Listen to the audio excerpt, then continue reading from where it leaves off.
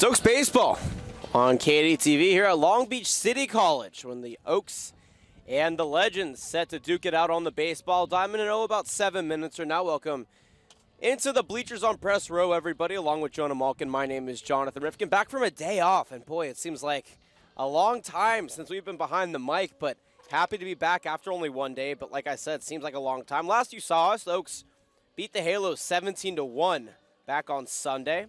A big win for them, and now a long stretch of games that the Oaks really need to win if they want to have a shot at the playoffs. Of course, the day off tomorrow for the playoffs, or for the All-Star game, I should say. But other than that, today's game has a lot of importance for CCL implications. The Oaks beat the Legends last time they played at Sparky Anderson, 5-0. The Legends will be back at Sparky Anderson on Thursday after the break.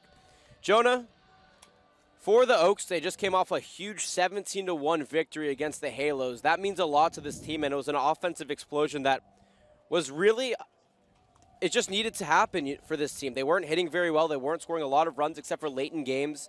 And finally, they kind of got off the schneid, for lack of a better term, and put up an offensive performance that has been the best in the last 2 years for Coach Lisa's squad. How do they capitalize? Do they even need to capitalize on that performance?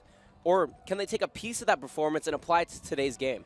Well, if they could take the entire game and carry it with them through every single match, I think they might just win the entire thing. I mean, 23 hits, 17 runs, a season high for them, a personal best, at least since last year when they won 19-4, but just an unbelievable explosion. There is one thing that they can take away, and that's the 0 errors. And that's the things that they can control, and we saw the type of success that they have when they limit those errors. And yesterday was just, or 2 days ago, was just a perfect performance because both the hitting went in hand with the errors, and there was none of those.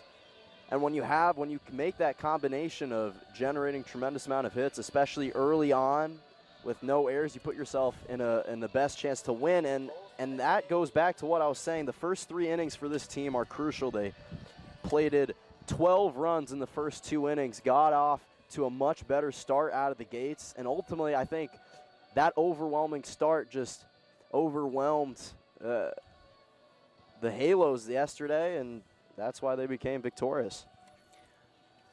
The Oaks, like I said, coming off a big win. Jonah was just talking about what they could do to bring in. Now riding a 1-game winning streak, they have to start looking ahead at games because yes, you do want to take 1 game at a time as we get towards the end of the season. It is important, but it's not that important where they can't look ahead and say, wow, this is what we need to do to make the playoffs. It's very imminent that the Oaks will not make the wild card spot, and that's because there's an automatic bid for the top team in all 3 divisions, the CCL North, the CCL Central, and the CCL South.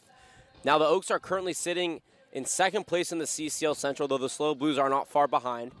And the Foresters are up by 4 games right now. The North has the Prune Packers and the Neptune Beach Pearl with the 2 best records in the league, which automatically means that it doesn't matter if one or the other's in 2nd place in that division. They'll automatically get that wild card bid, which means that the Oaks likely have to win the CCL Central to get into the playoffs. Now, that's not going to be an easy task, but they do play the Foresters 2 more times. They play the Blues 2 more times. So they have a lot of CCL games next week. This week, 2 games, it's Friday and Saturday against interleague games, which may hurt them just a little bit. But overall, they have to look ahead and say, all right, this is what we needed to do in the next 2 weeks to get into the playoffs. It's not going to be easy, but it is doable. And for Coach Lisa's squad, all they want to do is make the playoffs. That's what this team has been talking about. This team has the talent. They just have to put it into fruition, and nobody can do it but them, obviously. Looking to today's matchup against the Legends coming into today 19-16 overall, 10-14 in the CCL. They're shorthanded today, and that I feel like will hurt them just a little bit because they only have 12 players, 9 in the lineup, or actually 10 if you include their pitchers. So there's going to be some switching around to do for the Legends. That overall, they're going to have to manage. If they could get out ahead against the Oaks early, that could help them because of the lack of depth. But overall, the Oaks do have the edge in this game just by the sheer fact that they have their entire roster and the Legends don't. Yeah, absolutely. And you know, the last time these two teams played, the Oaks came off to a better start. They won 5-0, and I'm sure they're going to look to try and carry over some of that success from the game against the Halos a couple days ago. This is their first time here, but it shouldn't alter the outcome, assuming that they can take care of all the things that they can control. The Oaks took 2 of the 3 games at Joe Hicks Memorial Field last year. This year, the only time they'll be attending Joe Hicks Memorial Field in the campus of Long Beach City College. We're going to take a break. When we come back, the national anthem, starting lineups, and of course, your first pitch. You're watching Oaks Baseball on KDTV, simulcasted onto YouTube. We'll be right back.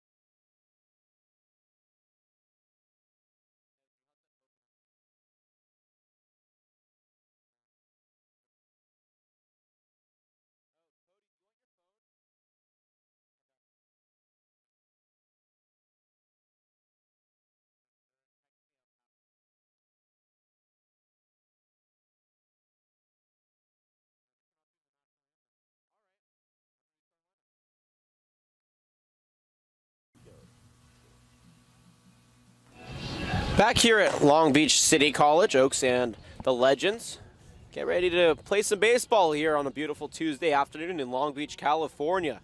Give you the starting lineups now. First, for the visiting Conejo Oaks, they come in today under 11th year man and 6th year head coach David Solis, 19-12 overall, 13-10 in the CCL.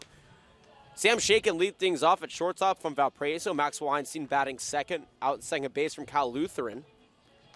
Brandon Lewis out in right field from Pearson, the 3 spot. Graham Mayu, the cleanup hitter for the Oaks, at third base from San Diego State. TJ Miller out in center field from Ole Miss behind him. In the 6th spot, Chase Cockrell at first base from Ole Miss. Cody Santana from Hawaii Pacific University is DHing today's game in the 7th spot. Jordan McFarland is in left field from the University of Arkansas. And in the 9th spot to cap off the Oaks order, Jacob Castro, the catcher headed to UC Irvine in the fall. On the mound will be Theron Kay. The field here for the Legends, I'll give you their lineup on the other side of the break. Out in right, Michael Stefanik, Giovanni Garbea out in center, Harrison Smith in left, Daniel Zimmerman at first, Zach Chan at second, Tommy Anderson at short, Reese Berberette at third, and Robert Barham behind the dish. On the mound is Rigo Fernandez from Cal State Dominguez Hills. Sam Shakin, the Valparaiso product. Digs in the first pitch. Is that taken at the knees for strike number 1?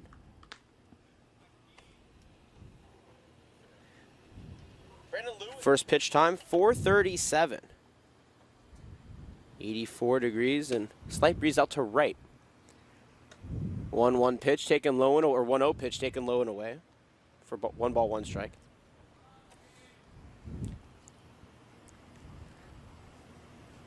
The 1-1 dealt from the lefty is just a little bit inside for ball number 2. Shakin against the Halos. A couple days ago was in the 7th spot, and the Oaks had an offensive barrage, putting up 23 runs in that game, or 23 hits, I should say, resulting in 17 runs. 2-1 outside for ball 3. Shakin in that game had an RBI triple, a double, 2 runs scored, 2 walks, a strikeout, and he reached on error. So a productive day from the Crusader. The lefty deals the 3-1, swung on and missed for strike number 2, and that brings the count full now to 3 balls and 2 strikes. Great fastball on the outside from Fernandez. A little bit of a submarine throw. Fernandez toes the rubber, peers and fires. The payoff pitch, swung on and missed for strike 3. Down goes Shakin to kick things off here in the game. The first strikeout on the day for Rigo Fernandez. And I put 1 out on the board for Max Weinstein from Cal Lutheran, sporting the purple Cal Lutheran Kingsman helmet. Led the Kingsmen to a Division III championship about a month and a half, 2 months ago. Boy, does time fly.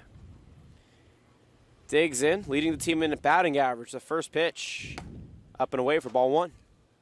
Yeah, now they've got a championship banner to show for it. To constantly be reminded of that championship. Fernandez peers and fires. The 1-0 inside for ball number 2. So a strikeout to lead things off, but he's still thrown more balls than strikes. 7-6 now. It's actually or total 7 pitches, but 4-3. 2-0 count becomes 3-0 as that pitch runs low and away for ball 3.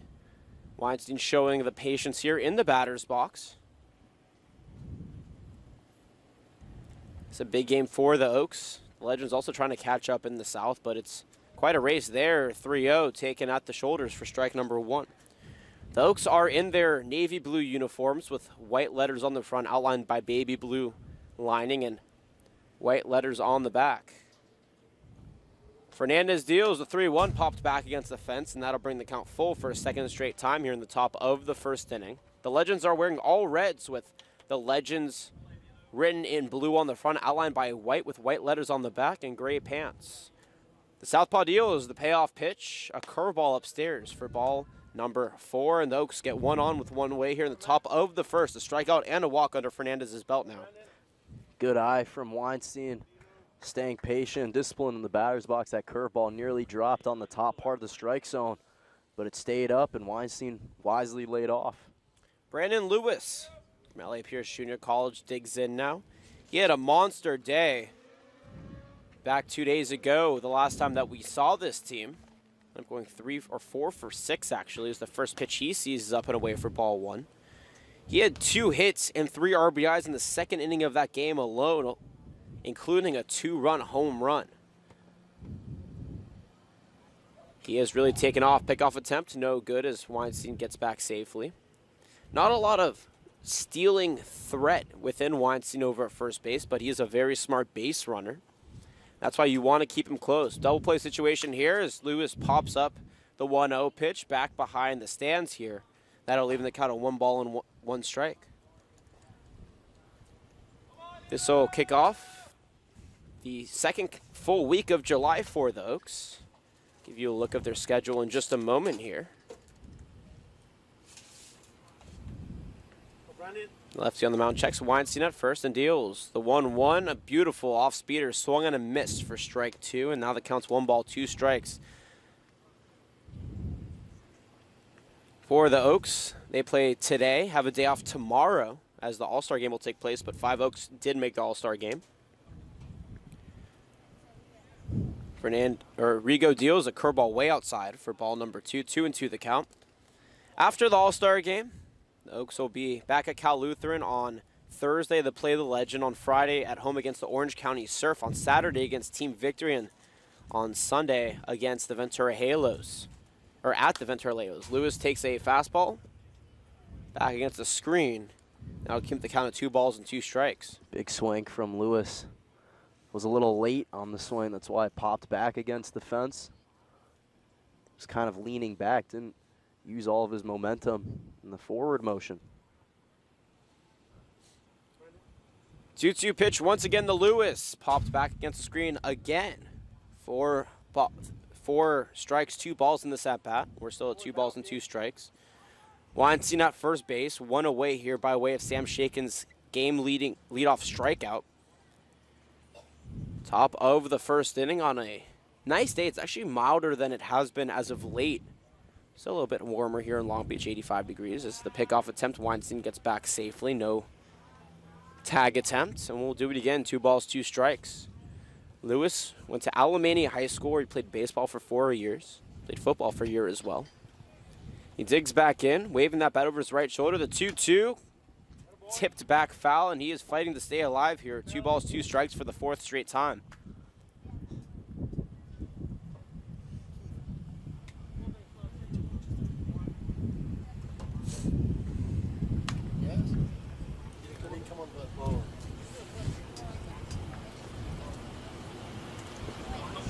Two-two to Lewis, popped up, but out of play again. So he is really fighting now. Yeah, 8th pitch pending of that bat. Yeah, and Lewis is really being a little stubborn in the batter's box, you could say, at least from Fernandez's perspective. Looking for his 2nd strikeout on the day, and Lewis is thinking, I'm looking for my first hit. 2 balls, 2 strikes. You got to think Fernandez is going off speeder here. And he does. Swung and a missed for strike 3. A beautiful curveball gets Lewis on 9 pitches, and that puts 2 strikeouts under the belt of Fernandez and 2 outs up on the board here in the top of the 1st with a runner at first base. And the cleanup hitter, Grant Mayu, going to step in here and try to extend this top half of the 1st for the Oaks. And Fernandez did a great job keeping that curveball on the outside corner, just like how he struck out Shakin. First pitch to Mayu, slapped over to right, running back on a Zimmerman out of first base, but that's going to go out of play for strike number 1. It's amazing how there's only 2 more weeks left of the season. This week, next week, and then 3 games, 23rd, 25th, and 26th, which is the last week of July. And then the Oaks make the playoffs. The playoffs are from the 28th to the 30th, depending how far they go. But if not, the season ends on July 26th. Definitely flying by. The 0-1 foul tipped back into the glove of Barham for strike number 2. 1 on, 2 away here to Mayu from San Diego State. Didn't play this past year after having foot surgery before the season started and rehabbed. The 0-2 low and inside for ball 1. One of 2 San Diego State players on the roster. Ray Lambert, the Sunday starter for the Oaks, also with the team, but originally another San Diego State product. Chad Bible was on the team, but had some health issues. Mayu rips the 1-2 out of plan. Will do it again. 1 ball, 2 strikes. You know, the Oaks are not producing a lot of offense in this inning, but they're making Fernandez throw a lot of pitches in these at-bats. And now we'll see the stamina of Fernandez moving forward. Now he's had to expend so much energy in the first. 1-2 pitch. Up and away for ball number 2.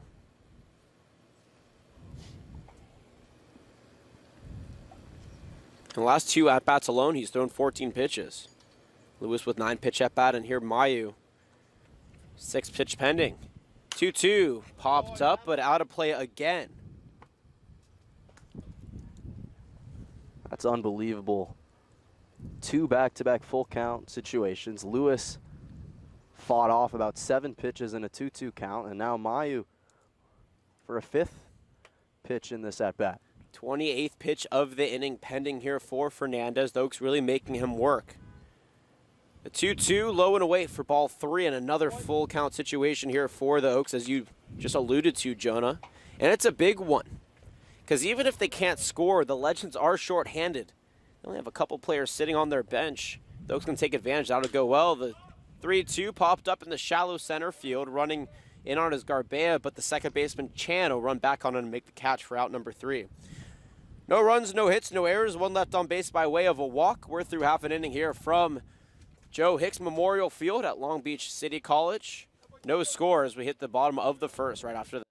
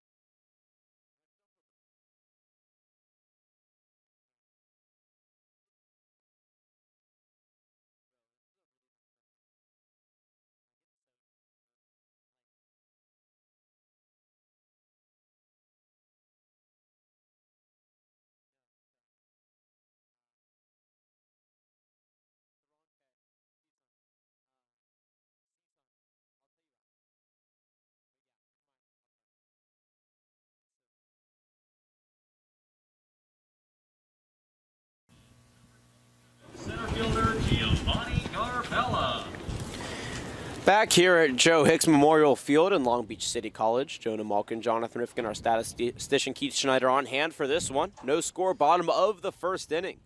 Giovanni Garbello from Valparaiso digs in. The first Valparaiso product that we've seen outside of the Oaks this season. Of course, his counterpart in the lineup, Sam Shaken from Valparaiso as well. On the mound for the Oaks, Theron K from CSUN as he deals the first pitch low and away for ball 1 to Garbella.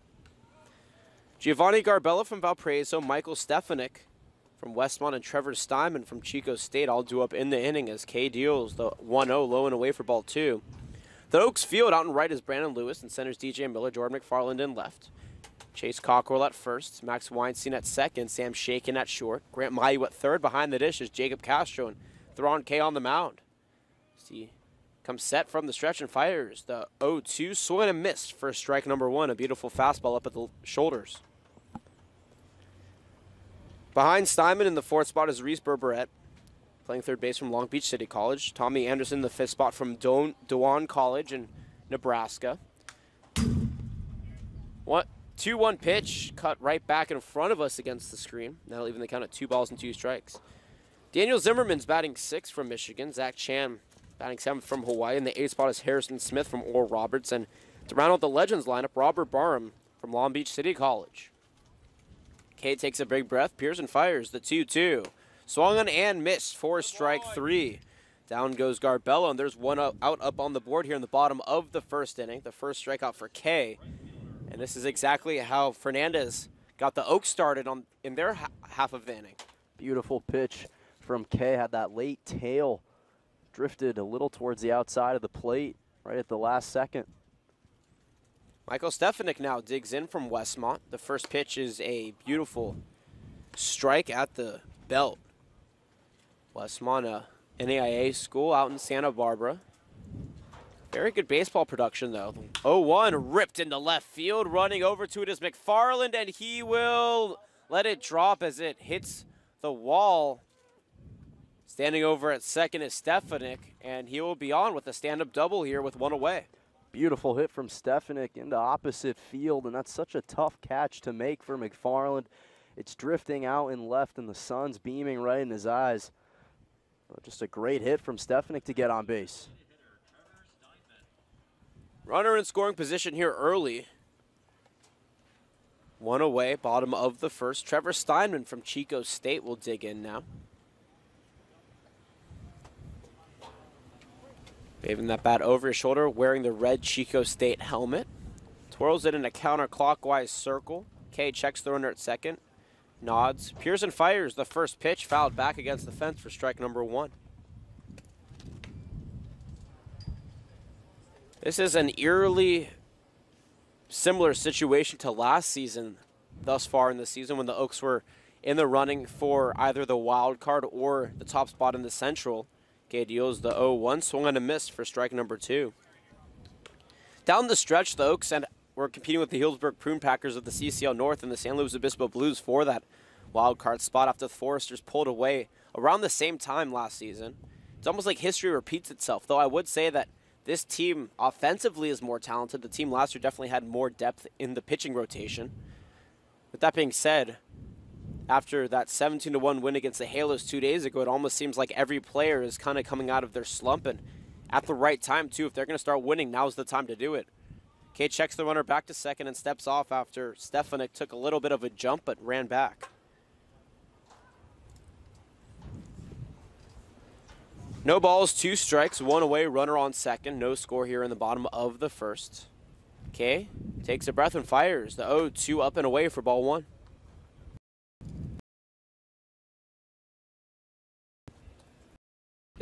Start here with Oaks. Nice fouls, coverage that has hitters elusive at times. He checks the runner back at second again and deals the 1-2 over to right. And that coming set is Kay as Tommy Anderson will dig in from Dewan University in Lincoln, Nebraska. Righty Pearson fires the first pitch up the middle into center field for a single. 1 pitch, 1 hit here, and that advances Steinman over to second. 1-0 our score. 2 away and runners on first and second now for Daniel Zimmerman. Freshman headed to Michigan in the fall. Anderson, great hit up the middle. Just far enough from both Weinstein and Shakin to try and make a play.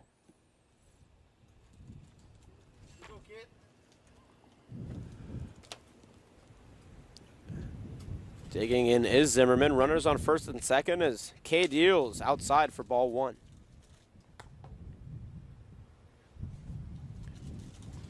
Legend trying to pick up their play as they're trying to fight into the South. The Orange County Riptide a full 4 games up on them in the CCL South. The 1-0, low and away for ball 2.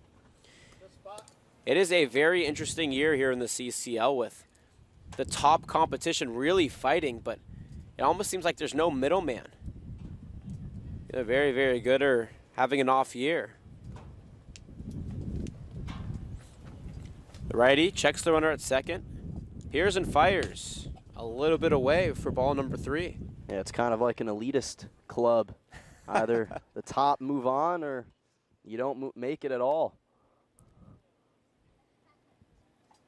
Only the fittest survive. Zimmerman batting 118 on the season, takes a strike at the knees, 3-1 the count. Giovanni Garbella led off the inning, striking out. Michael Stefanik doubled. Trevor Steinman RBI singled him in. Reese Burbett struck out and a Tommy Anderson singled. That's how we've gone where we've gone. 3-1, swung and a miss for strike number 2, and that brings the count full for another opportunity here for a strikeout. Reese Burbett had a full count back in the 2 at-bats ago and struck out swinging. Runners on first and second. K doesn't even check. Now he does. Nods, kicks and fires. The payoff pitch. Runners go. Slapped but out of play. And we'll do it again. 3 balls, 2 strikes.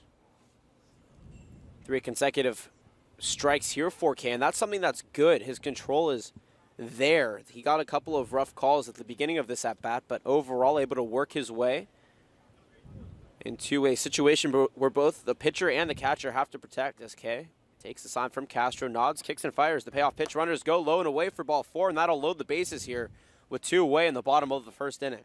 Good eye from Zimmerman not to swing on that pitch. K tried to catch him swinging on the low outside corner, but just misses the strike zone. First walk on the day for K as Zach Chan from the University of Hawaii will step in. On the season, batting .273 with 2 RBIs, a situation here where he could add to that total. Bases loaded. The first pitch on the outside corner for strike 1. Beautiful fastball up and away. Chan wears number 32 at the University of Hawaii here, number 21. The first pitch, or actually the second pitch, is at the knees for strike number 2. Now K ahead in the count, no balls, 2 strikes. Bases are loaded, 1-0 our score here in the bottom of the first. The Legends up, which is a big deal because they are shorthanded, and if they can go right at the Oaks on the offensive side and stifle the offense when they're playing defense, that'll bode well. The 0-2 just misses for ball number 1. He was so close to catching that bottom part of the strike zone, but just at the last second it tailed down, and Castro did his best to frame it, but fortunately just didn't catch the bottom part. Steinman at third, Anderson at second, Zimmerman at first. The righty on the mound takes a breath and deals the 1-2 to Chan in for ball number 2. That one almost got away from K, and that is not a situation you want to put yourself in where you hit a batter to bring in a run. 1-0 is definitely manageable, but the Oaks have had trouble in the past coming back from early leads. This is not a situation where they want to give up more than this 1 run. 1-2. Actually, that was 2-2. Just misses again. Another full count, 3 full counts here in the first inning. Second straight. Last one resulted in a walk. You have to be careful here if you're K, because you do not want to walk in a run, but you also don't want to give Chan a pitch that he could hit.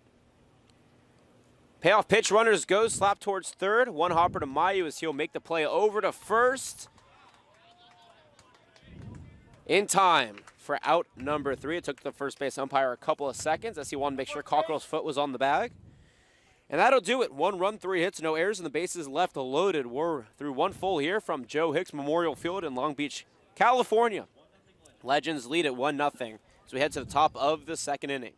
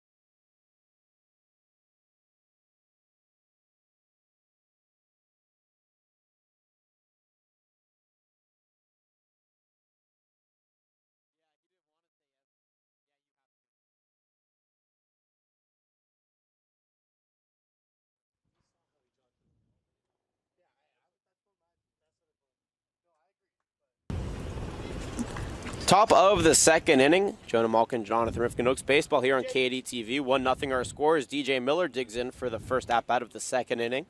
Fouls off the first pitch, out of play for strike number 1. 29 pitches for Rigo Fernandez coming into this inning. The Oaks really made him work, but only could get one base runner to show for it. Theron K on the other side for the Oaks gave 1 run on 3 hits, and he left the bases loaded. The 0-1 to Miller runs low for ball 1. DJ Miller from Ole Miss, one of the 5 Oaks All-Stars, to head to Compton, California tomorrow for the All-Star game. It's the 1-1 fired in, is sliced up the middle and into center field for a leadoff base hit. DJ Miller, ever the reliable center fielder for the Oaks, is able to get on here as he represents the tying run at first base for Chase Cockrell, along with DJ Miller. Max Weinstein, Juan Gonzalez, Robbie Medell, and Evan McMillan all made the All-Star game.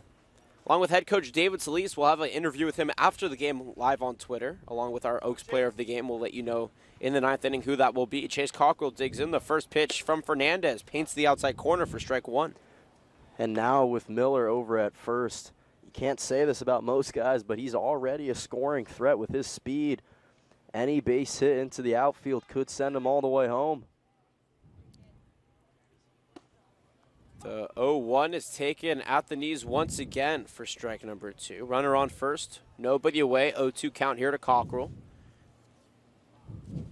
Shout out to his mother, Sandra, for watching today's broadcast. She was here a week ago, and we definitely miss you, Sandra, as the 0-2 is a curveball, runs in the dirt. Barham's able to get under it, though.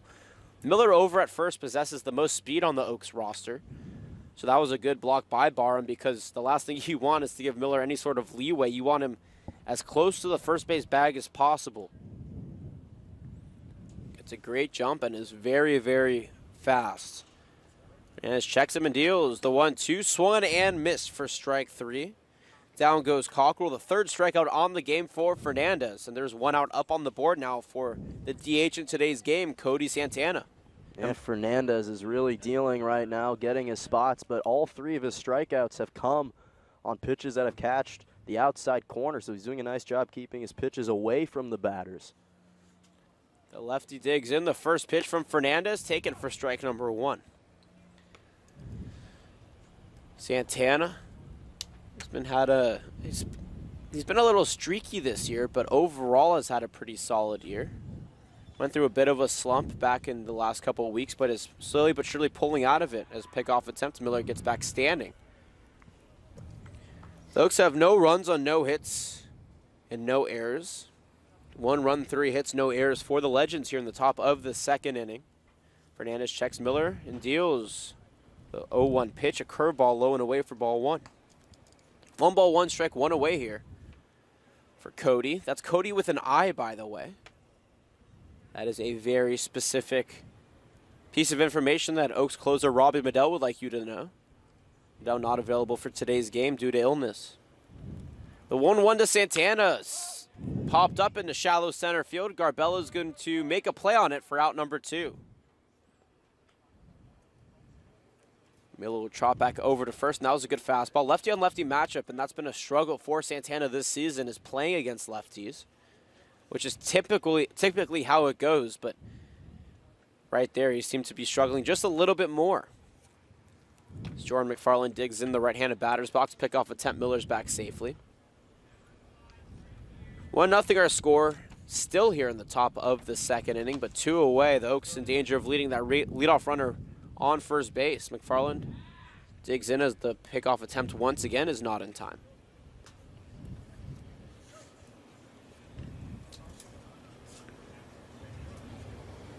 The University of Arkansas batted .271 this past season. The first pitch is rocketed but foul for strike number 1. In 28 games, he batted .271 with 2 home runs, 17 RBIs. And he looks to have a more permanent role with the Arkansas Razorbacks in the upcoming season, but his development really begins here with the Oaks, having an off year, but as of late, playing a little bit better. 0-1, a curveball outside for ball 1. 1 ball, 1 strike. Yeah, I think consistency's been lacking a little bit from his perspective. He started to pick it up as of late, but he's going to need to continue to help build that resume for this upcoming season. Fernandez deals upstairs for ball number 2. 2 balls, 1 strike. 2 away, runner at first base. Miller led off the inning for the Oaks with a single. Cockrell struck out, and Santana flew out to center. That's where we've gone to where we are thus far in the inning. Another pickoff attempt. Miller dives back safely. Zimmerman and Fernandez both doing a good job making sure Miller does not take a lead where he could get over to second easily. Fernandez deals the 2-1 low and inside for ball 3, and McFarland, who, though he hasn't been hitting the ball very well, has done quite a good job taking pitches and getting on base via the walk. Rigo comes set once again, checks Miller and deals the 3-1 back against the screen here. That brings the count full. 3 balls, 2 strikes to McFarland. Fernandez has done a nice job of throwing his pitches quickly. That's one of the reasons he's been able to hold Miller over at first, is sometimes pitchers take a while in their windup, and it gives those batters an opportunity to try and steal. McFarland taps the base a couple times, shoulders the bat, and Fernandez deals the payoff pitch. Runner goes, swung and missed for strike 3. Down goes McFarland, and we are out of the top of the second. 4 strikeouts for Fernandez, no runs to hit, no errors, and 1 left on base. Right into the bottom of the second inning. Will the Legends add more to their total, up 1-0 right now? We'll find out on the other side of the break.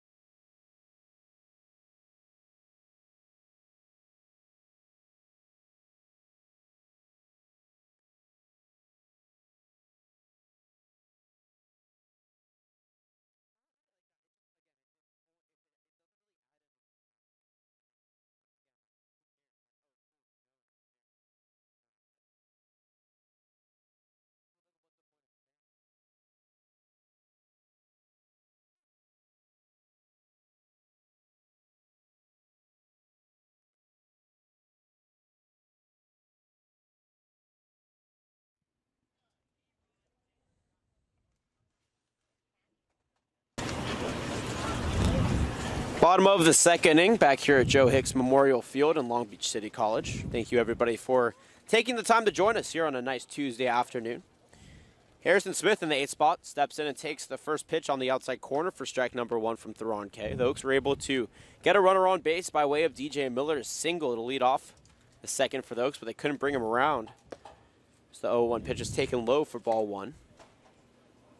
That's been a motif for the Oaks as of late, is getting runners on early in the inning, but being unable to score them. 1-1 pitch, swung and missed for strike number 2. 1 ball, 2 strikes now. The Legends up 1-0. They left bases loaded back in the first inning. 1-2 runs outside for ball number 2. 1 run, 3 hits, no errors for the Legend. No runs, 1 hit, no errors for the Oaks here. Oaks won 5-0 the last time these two teams met. 2-2. Taken inside for ball 3.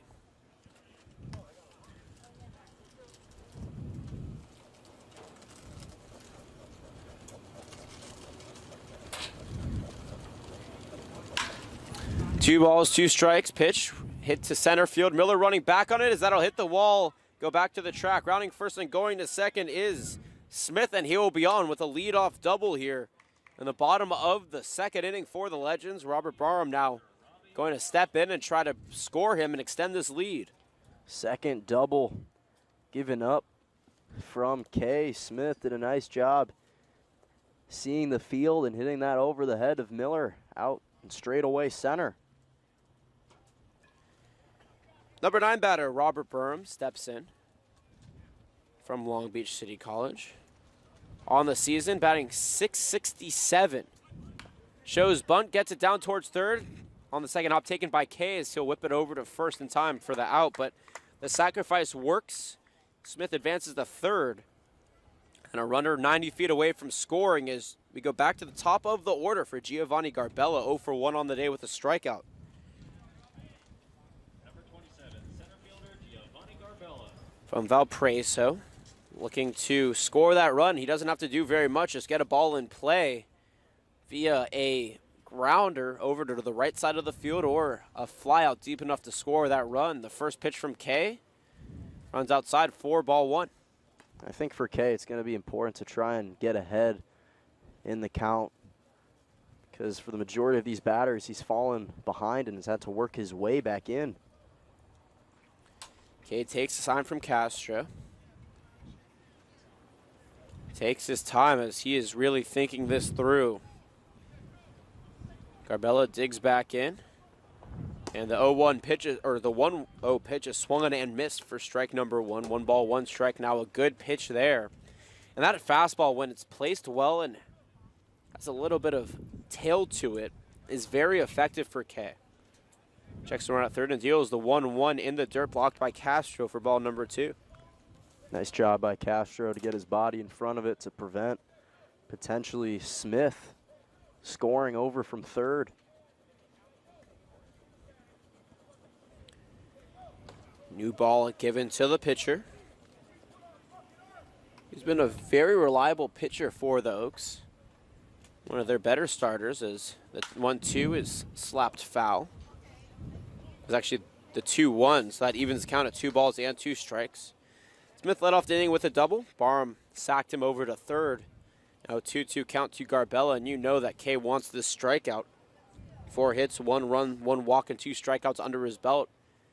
And an inning and a third pitch thus far. Comes set, takes a sign from Castro, kicks and fires the 2-2 low for ball 3. And a full count situation once again. Kay also throwing a lot of pitches. This is the 5th one on the Legends side, and this is only the 10th batter that Kay has faced this entire game. That means that half of the order has forced Kay into a full count situation. Payoff pitch fired in. Slapped foul against the screen, and we'll do it again. Legends batter is doing a nice job staying patient and disciplined in the batter's box, laying off a couple pitches that are dropping low below the strike zone.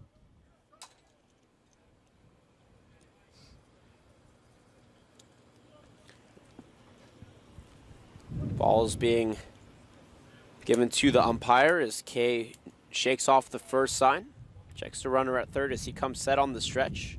Toes the rubber. Kicks and fires the payoff pitch. Swung and missed for strike 3. Nice payoff pitch there. 3 strikeouts on the game here for Kay. That puts 2 outs on the board, trying to get that or keep that run stranded at third base with Michael Stefanik. He's 1 for 1 on the day with a single and a run or a double and a run scored, stepping in. The righty from Westmont. It's a short stance, so it's kind of hard to pitch at him, just because he has a smaller strike zone. Kay deals the first pitch low for ball 1. Scoreboard not being used today. Out there in right, the Long Beach City College Vikings scoreboard. We'll do our best to keep everything as accurate as possible. The 1-0, a curveball, cracked back for strike number 1. Lay of the land for you here for the Oaks with 2 away and a runner on third, down 1-0. Lewis out in right, Miller in center, McFarland in left. Cockrell at first, Weinstein at second, Shaken at short. Mayu at third, and Castro behind the dish. Stepping back in is Stefanik. 1 ball, 1 strike count. The CSUN product. Toes the rubber, kicks and fires the 1-1, and it's a 2-hopper to short. Shaken will glove it, make the play over to first in time for out number 3. So the Oaks get a scare there as the runner gets over to third, but they can't bring him around. No runs hit, no errors, and 1 left on base. We're through Two full here from Joe Hicks Memorial Field in Long Beach, California. Legends lead at 1-0.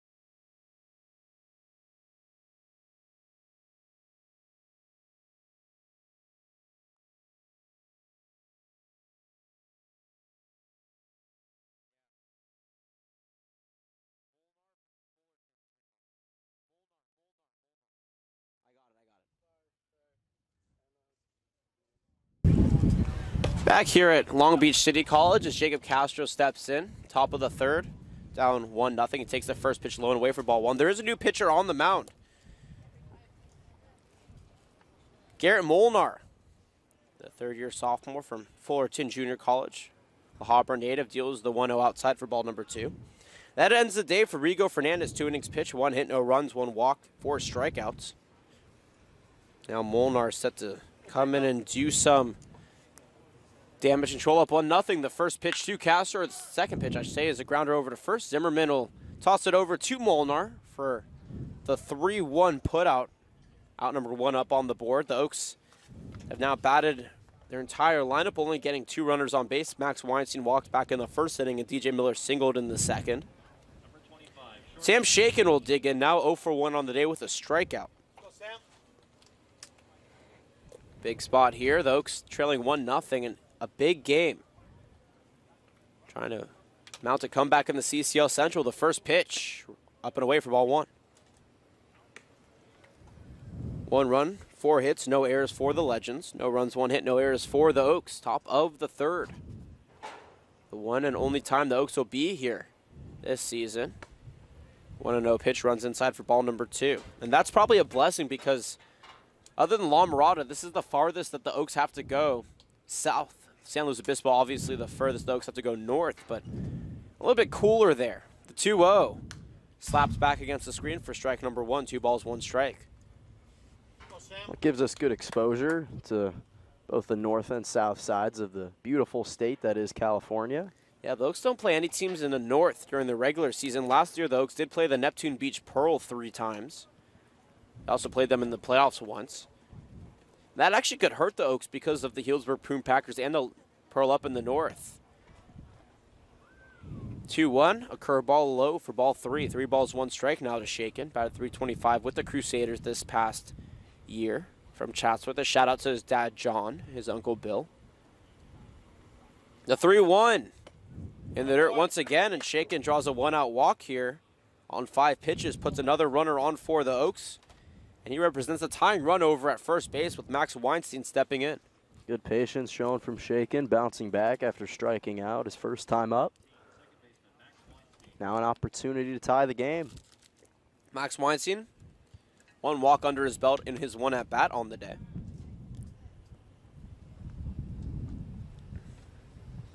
Digs in here. The first pitch, swung and missed for strike number 1. And for Weinstein, he likes to swing at those first pitches because they often tend to be strikes. Sometimes it works out in his favor, sometimes it doesn't. In the last at-bat, he did not, and it did work out in his favor as he eventually drew a walk, pick-off attempt, shaken back easily. Not a huge steal threat over at first, though. He does have a little bit of an explosive side to him on the base path. We'll see here if there's a hit-and-run opportunity in store. That pitch is cracked over to second. Chan underhanded to Anderson. The relay over to first is in time, and we are out of the top of the third on the 4-6-3 double play. No runs, no hits, no errors, nobody left on base. Bottom of the third we go. Oaks down 1-0.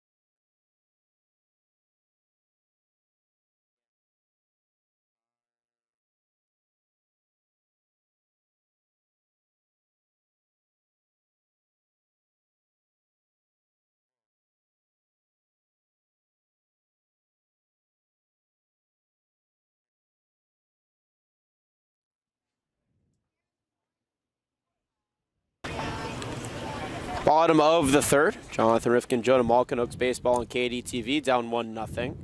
Trevor Steinman will step in here for his second at-bat of the day. 1-for-1 with an RBI single out to right from Chico State. Kay back on the mound for his third inning of work as he deals a fastball to the knees for strike number 1. And for Kay, he hasn't been playing all that bad. 3 strikeouts and a walk. He's been pitching more for contact, and it's been going in the Legends' favor. 4 hits. 1-0 pitch, low and away for ball 1. Oaks have had a base runner on in all 3 of the innings, but all of those base runners have been stranded at first base. 1-1. Skied, but back into foul territory and out of play for strike number 2. 1 ball, 2 strikes. And hopefully Kay can work less hard in this inning. The Legends batters have done a nice job making him work. 5 full count situations already in just the first 2 innings. Up in the count 1-2 as he deals at the knees. Called strike 3. Steinman sent back to the bench. 4 strikeouts now on the day for Kay. And that'll bring up Reese Burr-Barrett. 0-for-1 on the day. He was the second strikeout victim back in the first inning. Playing in his home field here at Long Beach City College. Very nice area, the Long Beach Airport, out over right field, about a mile down the road. Kay delivers the first pitch outside for ball 1. Long Beach City College only about 10 minutes away from Long Beach State, the notorious baseball program there, but they don't have a football team, so the football stadium here is huge. 0-1, called strike on the outside corner, 1 ball, 1 strike, and it is actually the biggest junior college football stadium outside of the state of Texas. 1-1, taken at the knees for strike number 2, believe it or not. So because City College, or because State doesn't have a football team, the city of Long Beach enjoys some Vikings football here at Long Beach City College. 1-2, drops low and away for ball 1-2, 2 balls, 2 strikes.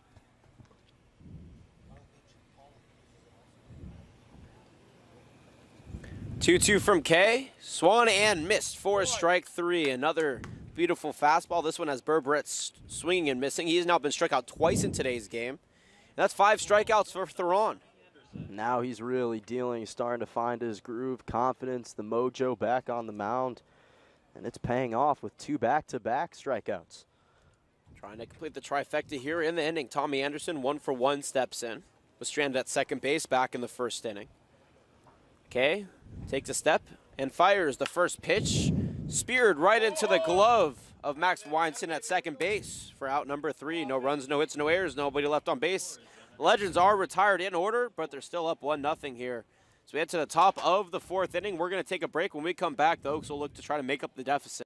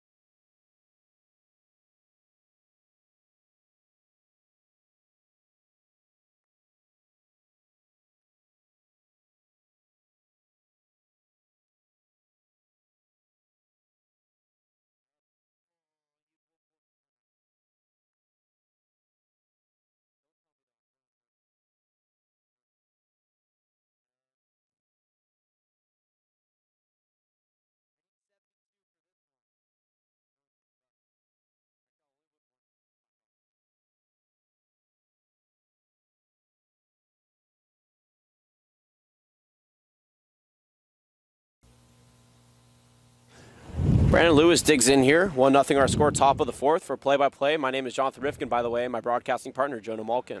Thank you, Jonathan. First pitch from Molnar, catches the outside corner for strike 1. Oaks down 1-0 here in the top of the 4th at Joe Hicks Memorial Field. The second of 3 total games they'll be playing against the Long Beach Legends. 0-1, misses outside for ball 1. They'll play a third time back at Sparky Anderson Field on Thursday, July 13th. 1-1, runs in the ground for ball 2.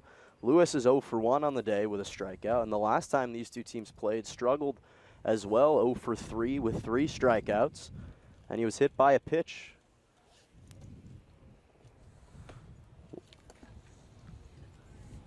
Two and 1, misses inside for 3-1. Lewis, the Pierce College product, looking to get on base for the first time today. Molnar deals the 3-1 below the strike zone for ball 4. Third walk on the day given up from the Legends. The second for Molnar. So nice job from Lewis to lead things off. Grant Mayu will step in with DJ Miller on deck. That was a good lead off there for Lewis, showing the patience, and now a position here for the Oaks to get a run up, as you saw that one run upstairs. But this is important because they have to start bringing runners around early in innings. They are getting runners on with less than 2 outs every single one of these innings, and they have not advanced them past first base. Yeah, baby. Paul gets past the glove of Barham, and Lewis is going to advance over to second. It was low in the ground for ball 1, ball 2. So 2-0 the count. Lewis advanced on the passed ball. The wild pitch. But Mayu quickly ahead in the count 2-0. Molnar deals, and that's going to clip him in his right leg. That's going to hurt for Mayu. Yeah, you could see him immediately shaken up on that, and he just ripped that on his right ankle, and that does not feel good. There's just some sort of padding or the right part of his left ankle, I should say. I wasn't wrong with his right ankle, but it was on his left foot. Regardless, it's not a good situation because there is a lot of padding, but it's not really going to stop the momentum of a baseball that's hit, 70, 80 miles an hour directly at your foot. But Mayu's a tough guy, as you see third base coach Solis. The Oaks only had 2 coaches today. Normally Coach Brian Wilson out there at third, but Mayu's okay, and it's good to see him back headed to the batter's box. Not to mention he's recovering from a broken foot this past season at San Diego State. He was rehabbing the entire year, using this summer league to find his groove once again. So that certainly cannot feel good on his left ankle. So 3-1. Molnar takes the sign from Barham. Checks Lewis at second, deals the 2-1, catches over the heart of the plate for strike 2. Beautiful pitch from Molnar, brings the count even at 2-2. And the Oaks have struggled. They got off to a great start, 16-7 in the month of June, but in July, just 3-5. 2-2 is hit into center. It's going to drop. Lewis is going to come from second and be safe over at third for another base hit for Grant Mayu. Make that his first hit on the day. First hit given up from Molnar, and now runners on the corners with DJ Miller, who's 1 for 1 to step in. That's a big hit there, and now Miller, who's been swinging the bat well as of late, has an opportunity to at least tie this game. Not a lot of speed over there at third, but at first, Mayu, who definitely isn't the fastest player on the team, but a very smart base runner, very explosive, has the ability to get from first to home if Miller can get one out in the corner, or it's fumbled out there in the outfield. But we'll see, as like we said, Miller is a very good contact hitter, has very good ball placement in the field, and now a perfect situation for him to add to his RBI total and give the Oaks at least the tie, maybe even the lead. First pitch is ripped into shallow left. Lewis is going to come around, and Miller is on with an RBI single. Oaks and Legends now knotted at 1 apiece. That's exactly what I was talking about, Jonah. All he needed to do was put a ball in play because his placement in the field is just so good, amongst the best on the team. And right there, like you just saw, he was able to take the first pitch, a fastball, into left field. So Miller's now 2 for 2 on the day. Mayu's over at second. He collected his first hit on the day, and Lewis, after the walk, came around and scored. With Chase Cockrell stepping in, he's 0 for 1 with a strikeout. And Jason Oliver is out stretching and running a little bit, just in case Mayu does need to come out, because if his foot is really bothering him, the last thing the Oaks need is for him to further hurt it. And Solis was making eye contact and motioning to Oliver, but they're not bringing him in yet. He's probably just telling him to be ready. Again, no coach in the dugout for the Oaks. Solis, normally the head coach in the dugout, playing third base coach today. Cockrell digs in, lays off the pitch that drops below the strike zone for ball 1. Molnar, in just 1 inning, has given up now 2 hits, 1 run, and 2 walks. But Miller over at first and Mayu at second. Molnar checks him at second, deals the 1-0. Cockrell rips that into opposite field for another base hit to bring the bases loaded for the Oaks here in the top of the 4th.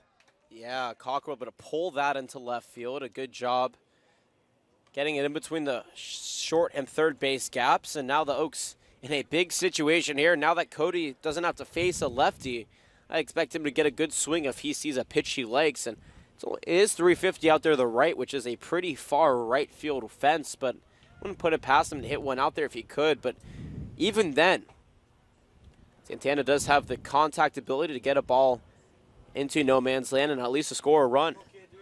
Santana will step in. First pitch runs up and in for ball 1. Santana was 2 for 4 yesterday with an RBI single, came around and scored twice and drew 2 walks for the Hawaii Pacific Shark. Looking for his first grand slam of this Oaks Summer League. 1-0, grounded to first. The play to second, 1 out, but can't make the play to first, so Mayu will advance home on the fielder's choice, and the Oaks lead it 2-1. That was a productive out there for the Oaks. A fielder's choice 1-6, or excuse me, 3-6, and the Oaks doing a good job, able to plate the game-leading run. Still with runners at the corners. So DJ Miller over at third. Santana advanced to first on the fielder's choice. And Jordan McFarland, the Arkansas Razorback, who's 0 for 1 on the day, looking for an RBI and to extend the Oaks lead. Molnar deals the first pitch, runs low and outside for ball 1. And interestingly, Molnar, who took the spot in place of Rigo Fernandez from Beverly Hills, California, went to Beverly Hills High School. I was in a math class with him. Studied a couple times. Second pitch, low below the strike zone for ball 2, and he actually told me he was looking forward to playing against the Oaks, a lot of elite competition. Looking to showcase his skills. 2-0 gets past the glove of Barham. Miller is going to stay put. There you go, Jordan. There's 2, kid. And that'll be a pass ball to advance Santana from first to second. That was close because Miller could have easily gone home, but he hesitated. And once you hesitate initially on the run, then you have it's harder for you to get home because that gives 2 or 3 seconds of time for the pitcher to come and cover. So a good job for him not taking that opportunity, instead staying put. So with 1 away, McFarland up in the count 3-0. Molnar deals the pitch, just misses the inside corner for ball 4. And once again, bases loaded with Jacob Castro to step in. Nice eye there for McFarland, following up his strikeout earlier in the game with that walk. Oaks with another bases loaded opportunity, and Jacob Castro, who has been very mature, though he has just graduated high school. He's been swinging the bat very well as of late as well. A guy on the bottom of the order that you're very happy to see up in a situation like this. Molnar deals the first pitch, fouled out of play for strike 1. And the last time Jacob Castro started was against the Long Beach Legends. And he hit a solo home run in the bottom of the 5th that gave the Oaks a 2-0 lead. So the left-hander looking to emulate some of that success from the last time these two teams met. 0-1 ripped into the first baseman's glove. The play to second, the transfer to first in time for a 4-6-3 double play. But the Oaks do manage to plate 2 runs on 3 hits, no errors, and 1 left on base. They lead it 2-1 as we head into the bottom of the 4th. Don't go anywhere. You're watching Oaks Baseball on KDTV. We'll take a short break.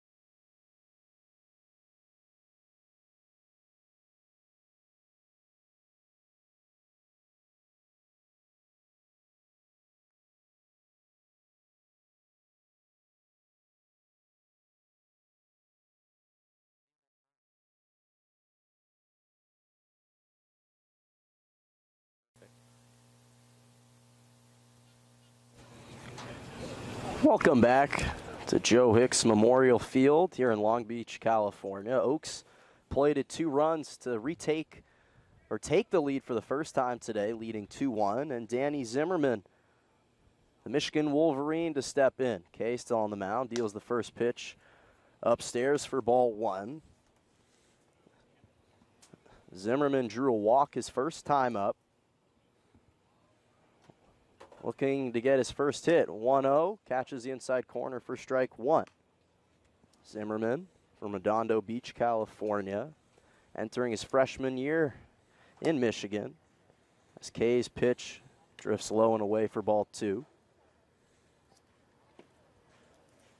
He didn't play the last time these two teams met. Another pitch, drops low, below, and outside for ball 3. Kay doesn't like that call, and once again, down in the count, 3-1. Hasn't gone off to good starts on the mound. 3-1 pitch, taken on the inside corner for strike 2. That'll be the 6th full count situation from the Legends, and despite Kay having 5 strikeouts, he only has 1 walk. Payoff pitch is swung on and missed for strike 3, and now Kay has 6 strikeouts on the day. Beautiful pitch there, doing exactly the same thing he did to start off the first, the third, and the fourth. So only the second inning where he didn't start off with a strikeout. Beautiful fastball, having these pitchers eluding these pitchers, or these batters, I should say, in the batter's box. Zach Chan will step in. Kay deals the first pitch, taken on the inside corner for strike 1. Chan, the second baseman, out of the University of Hawaii, looking for his first hit on the day. He's 0 for 1 with a ground out to short. Kay deals the 0-1, up and away for ball 1. Oaks have 2 runs on 4 hits and no errors, and the Legends have 1 run on 4 hits and no errors as well. 1-1 runs upstairs for ball 2. Kay from CSUN making his 5th start. As we mentioned, just 4 hits and 1 run, all of which came in the first inning. Or the run came in the first inning, but one of the hits came in the second. 2-1 is fouled back against the fence to even the count at 2-2. And for the Legends, they're coming into today on a 2-game winning streak. They beat the SoCal Catch in a home-and-home 4-3 and 13-3, looking for win number 3 in a row. 2-2 just below the strike zone to bring the count full for a 7th time.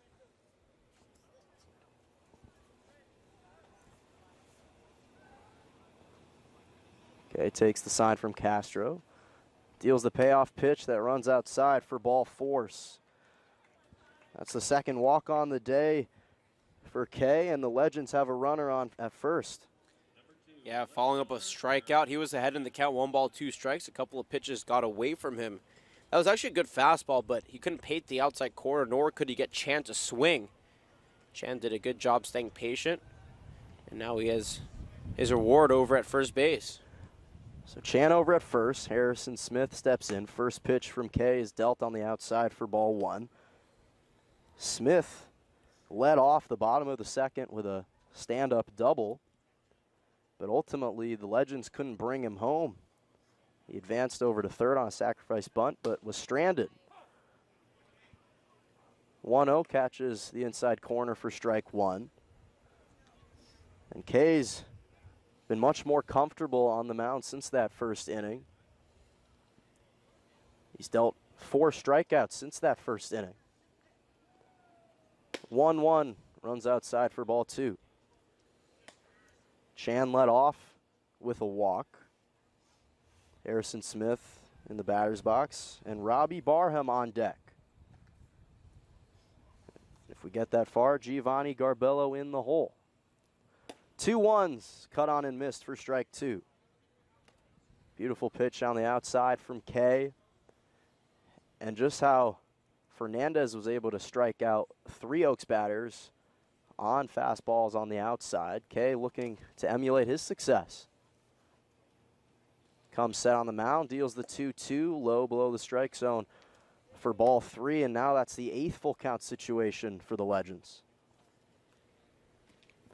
And you said it, Johnny, the first 10 batters worked their way back into a full count situation. And the bottom of the order doing the same. Runner's going to go, 3-2 pitch, gets past the glove of Castro. Outside, it will be a walk, the third walk on the K. But on the play, Chan's able to advance to second.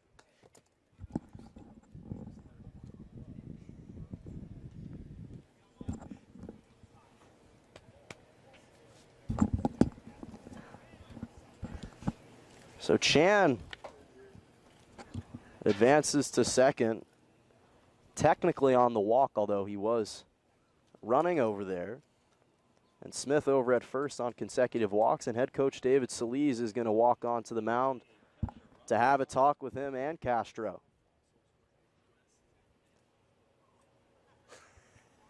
And now with a one-out situation and runners in scoring position for the Legends, Solis doesn't want to take a chance.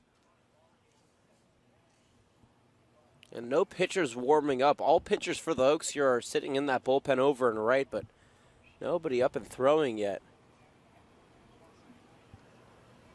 A couple of them walking around. Riley Jones just got up, Miguel Salud and Travis Craven, but nobody actually throwing yet. While we have a break, we can take this time to thank our sponsors, Roadrunner Shuttle, driving us to and from all of our away games, Stephen Joseph Sweet, MD Orthopedic Surgery and Sports Medicine, Cronies Bar and Grill, and Jimmy John's. We appreciate all the support you give the Oaks, and the Oaks welcome you into their family. So back to baseball. Meeting ends. Robbie Barham will step in. First pitch from Kay, dealt on the inside corner for strike 1. Beautiful fastball in the low 80s from Kay. That's his mean, is about 80 to 87. Check the runner at second. Come set. Deal the 0-1 low below the strike zone for ball 1.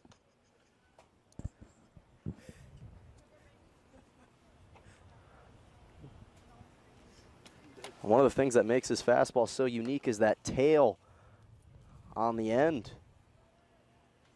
1-1 hit to second. It gets past the glove of Weinstein, and coming around and scoring is Chan, and Smith is going to follow him. The throw's not going to get there in time.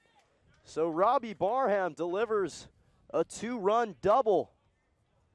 And now the Legends retake the lead. They lead it 3-2. You know why that's rough, Jonah?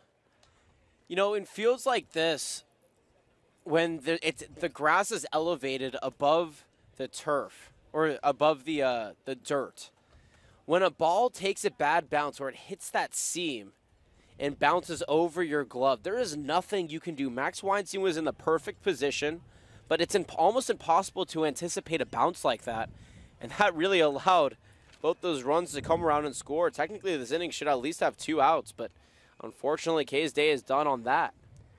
So Kay's day is done. Travis Craven will come onto the mound, but in the meantime, we'll take a short break. But Oaks now trail the Legends 3-2.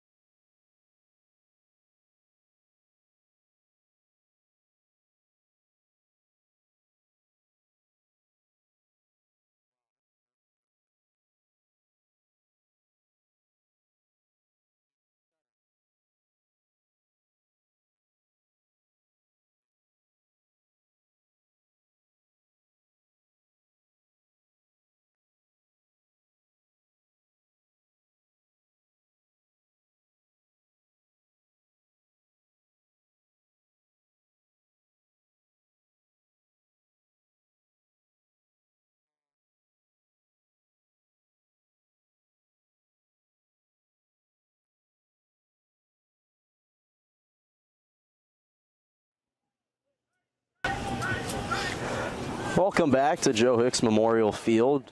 Travis Craven on the mound in place of Kay. We'll provide you his stats in just a moment. Giovanni Garbello lays off the low pitch for ball one. Kay went 3 1/3 inning.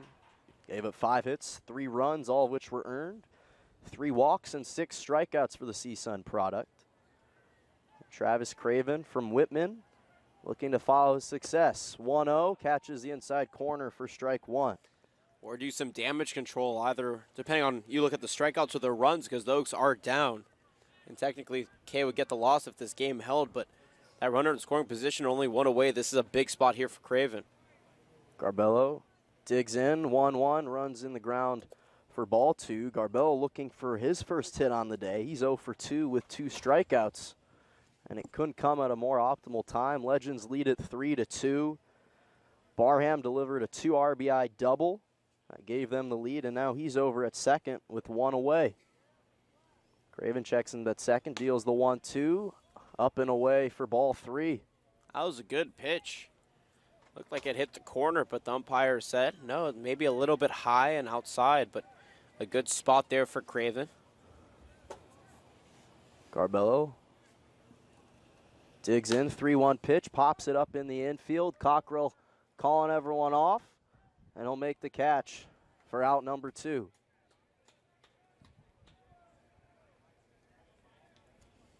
So nice pitch from Craven, forces the pop-up, puts 2 away for the Legends here in the bottom of the 4th. Robbie Burham still over at second, and Michael Stefanik will step in. Led off with a stand-up double and ultimately came around to score and give the Legends their first lead of the day. Craven comes set on the mound, checks the runner at second, deals the first pitch, up and in for ball 1. Stefanik is 1 for 2. The last time he came up, he grounded one over to short. Craven deals the 0-1, catches the bottom of the strike zone for 1-1. One and one the count.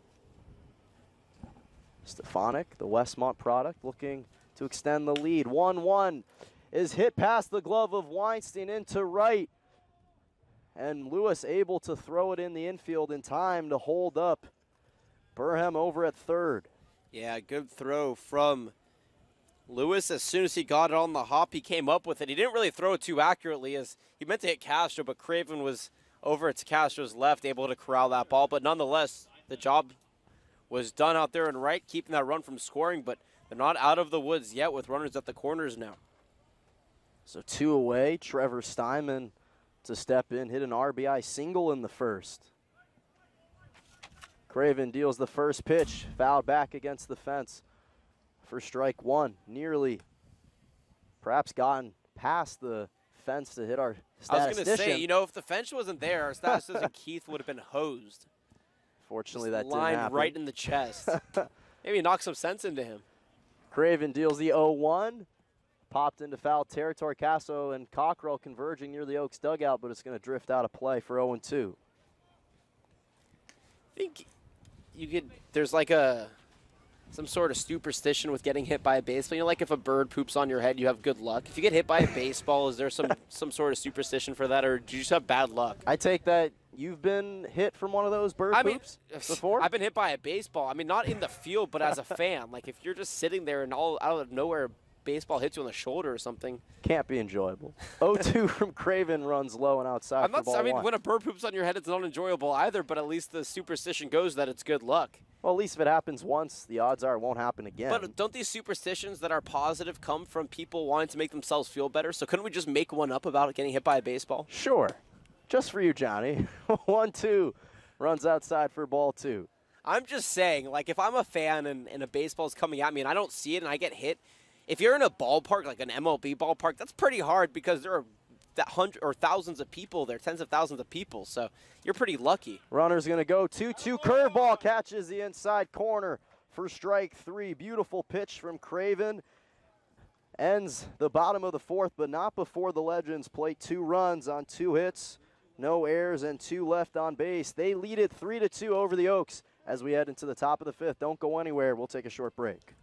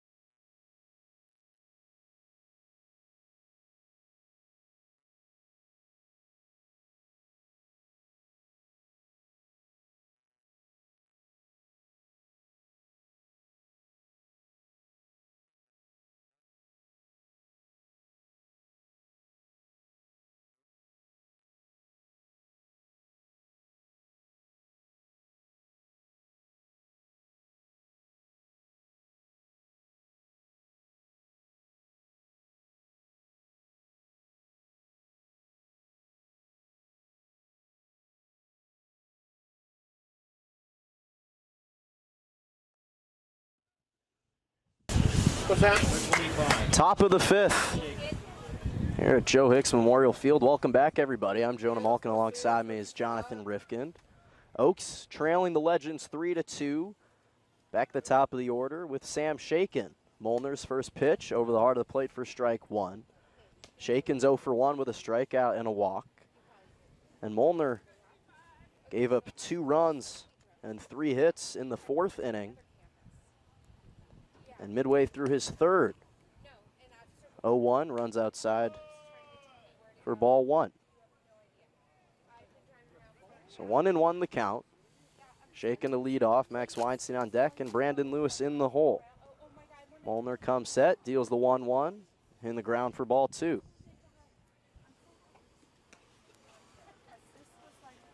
After today's game, the Legends will take on the Arroyo Seco Saints in a home-and-home here at Long Beach City College. And then at Jackie Robinson Stadium, 2-1 is popped back against the fence for 2-2. Don't forget to watch the All-Star game tomorrow. Oaks have 5 players: Juan Gonzalez, Robbie Medell, DJ Miller, Evan McMillan, Max Weinstein. 2-2 just misses the inside corner to bring the count full at 3-2. 4th full count situation for the Oaks. They've exemplified much better patience in the batter's box. Shaken drew a walk his last time up. Payoff pitch is hit into shallow right center. It's going to drop for a leadoff base hit. So Sam Shaken's on, and the Oaks have the tying run over at first with Max Weinstein stepping into the plate. Big at bat there for Shaken, able to slice that out into the middle part of right center field. Doing a good job getting over quickly was the center fielder Garbella, but that's another leadoff batter here for the Oaks getting on base. Now they have to convert. Max Weinstein going to step in. He's 0 for 1. Watches the first pitch run in the ground for ball 1. Hit a ball to second that turned into a double play, but did draw a walk his first time up. So Shaken over at first. Weinstein ahead in the count, 1-0. 1-0 is pitch is dealt. Weinstein pops that into center, and Garbella will make the catch for out number 1. So a single from Shaken and a fly out into center puts 1 away for the Legends here in the top of the 5th with Brandon Lewis stepping in. After the All-Star break, the Oaks will face the Legends again, but this time at Sparky Anderson Field before playing 2 more games at home against the Orange County Surf, team victory, and will conclude the week against the Ventura Halos on the road. First pitch to Lewis, low on the ground for ball 1.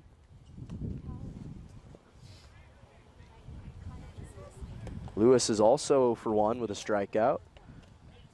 But when he drew a walk in the fourth, he ultimately came around to score and plated the first run for the Oaks.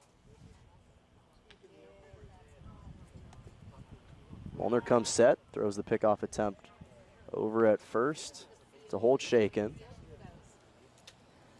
Oaks have yet to steal a base today. They did advance once on a wild pitch. The Legends pitchers have been very cautious. 1-0 is ripped into foul territory for strike one. Yeah, that was just to the left of that third base bag. If that could have stayed fair, there would have been no play by Burberry just because of how hard that ball was hit, and that would have gone into the corner. Shaken would have definitely scored on that. But Lewis is seeing the field well, and that's a good sign, even though that ball did go foul. Lewis 0 for 4 in the 2 games against the Legends, looking for his first hit. 1-1, just misses the outside corner for ball 2. So 2-1 the count. Lewis stepping in, Grant Mayu on deck. If we get that far, DJ Miller in the hole.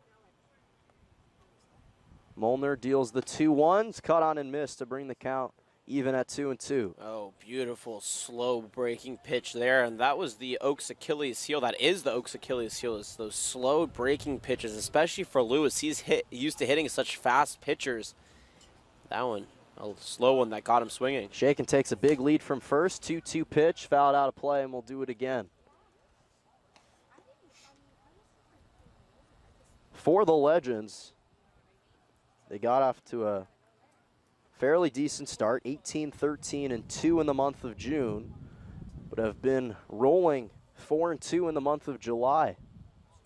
Looking to make a late push in the CCL South to catch the Orange County Riptide, who are in first place. Pickoff attempt over to first comes late. So 2-2 the count.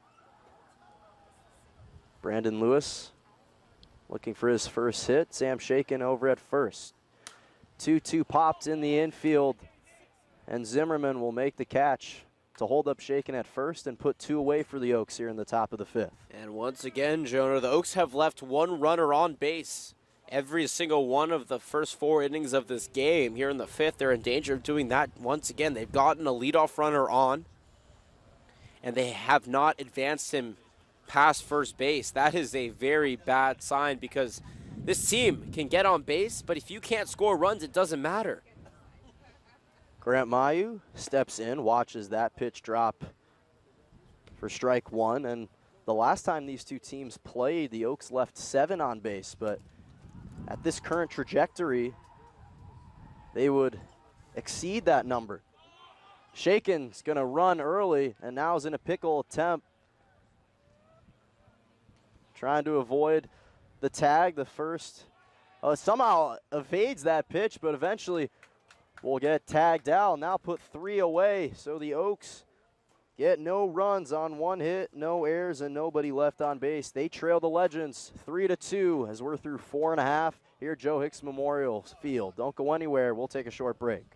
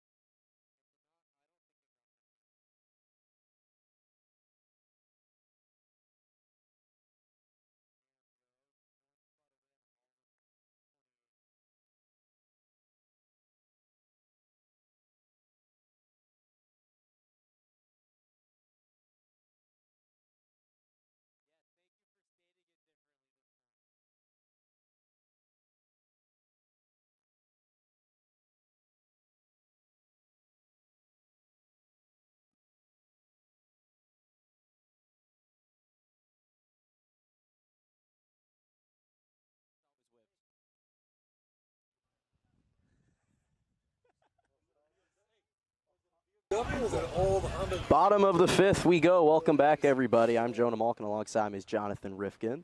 To lead off, Reese Berberette takes the pitch upstairs for ball one. David Appleby on the mound for the Oaks in place of Travis Craven, who went 2/3 inning. Had one strikeout. 1-0, tapped back against the fence to bring the count even at 1-1. Want to give a couple shout-outs. His mother, Victoria Appleby, in attendance for today's game, and Lee Appleby for watching on the broadcast.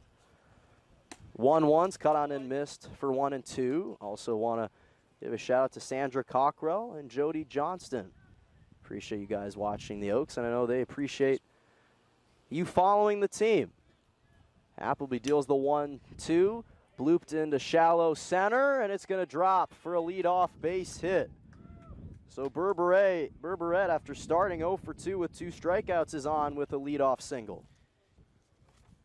Yeah, and for Appleby, the last time he pitched for the Oaks was back against the Pirates when the Oaks won 8-7. 1 hit, 4 runs, 2 earned, 1 strikeout, or 1 walk, no strikeouts in that appearance. So an opportunity here to keep it going. His walk total has been creeping up ever so slightly, but when the control's there, he's a very hard pitcher to hit.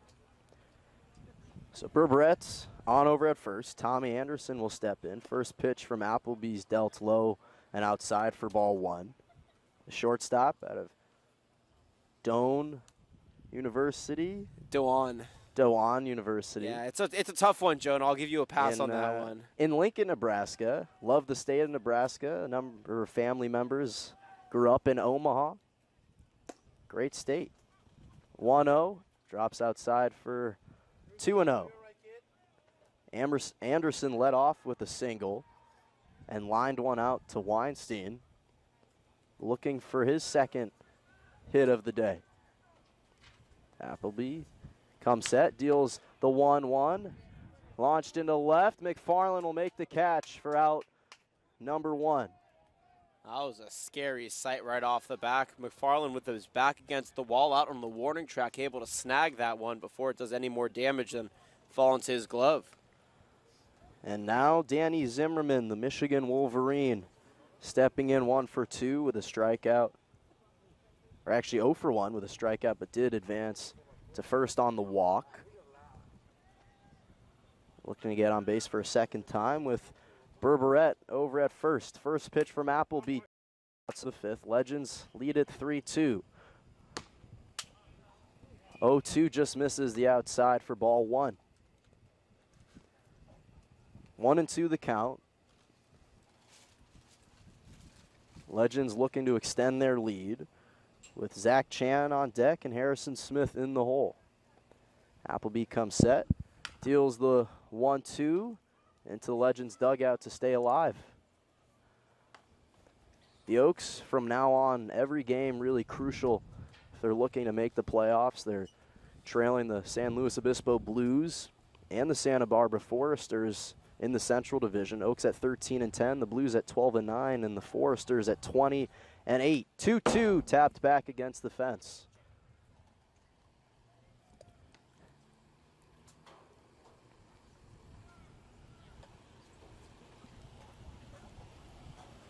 And with the teams from the north with a huge lead, it might come down for the Oaks having to track down the Foresters in first in the Central to move on. 2-2 from Appleby, runs way up and in to bring the count full at 3-2. Zimmerman did a nice job ducking underneath it to avoid the fastball, and that's the 9th full count situation.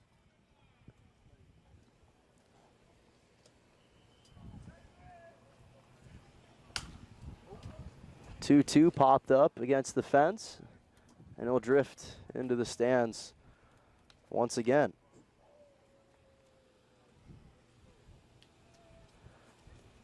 Quiet day here in Long Beach City College. First time the Oaks coming down here.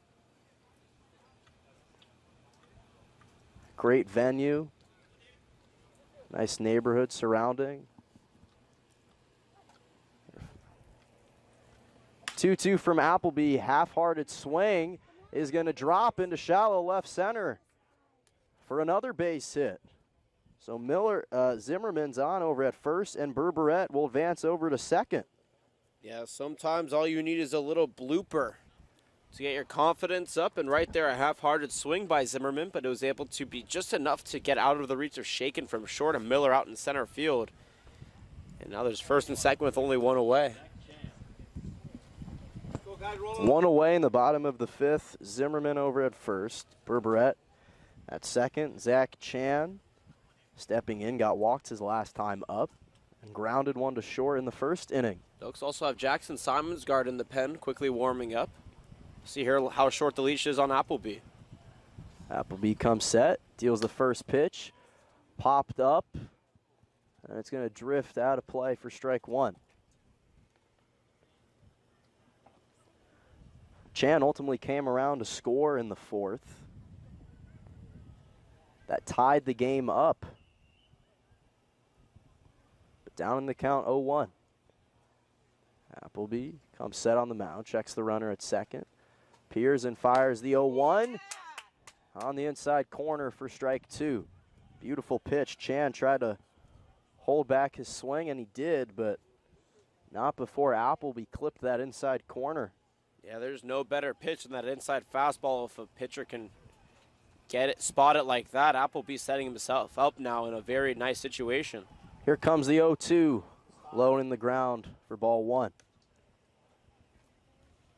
Primarily uses his fastball. He's got great tail at the end of it. Makes it such a tough pitch to try and make contact with. The righty digs in. And he'll step off the mound to check the runner at second.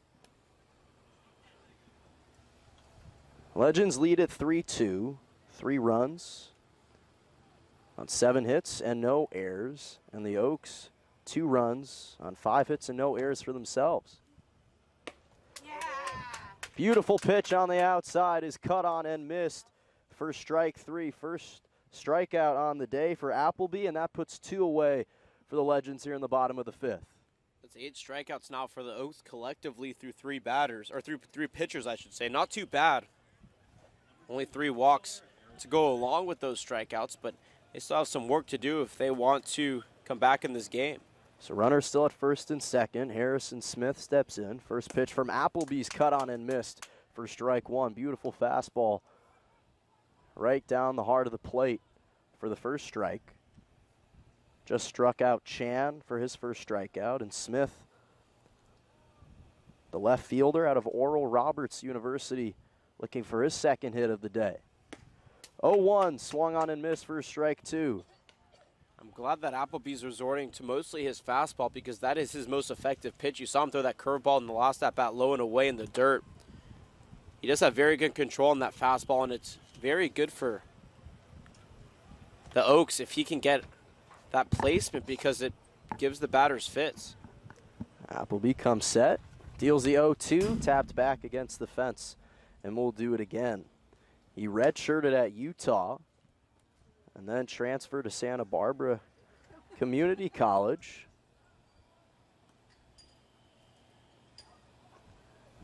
And looking to take his talents elsewhere in the fall. Here comes the 0-2, popped up and out of play, and we'll do it again. Another souvenir potentially for a fan in attendance of this game. There's a pretty good showing, primarily Legends fans, understandably, but still the Santanas made the trek, as well as Appleby's mother and Milo Beam. And Grant Mayu's dad as well.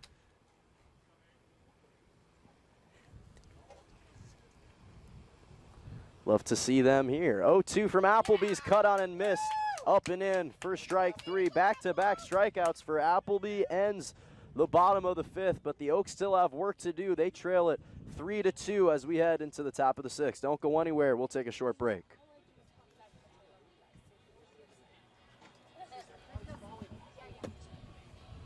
Sorry, I didn't hear. I thought you were saying Milo. Yeah, Milo.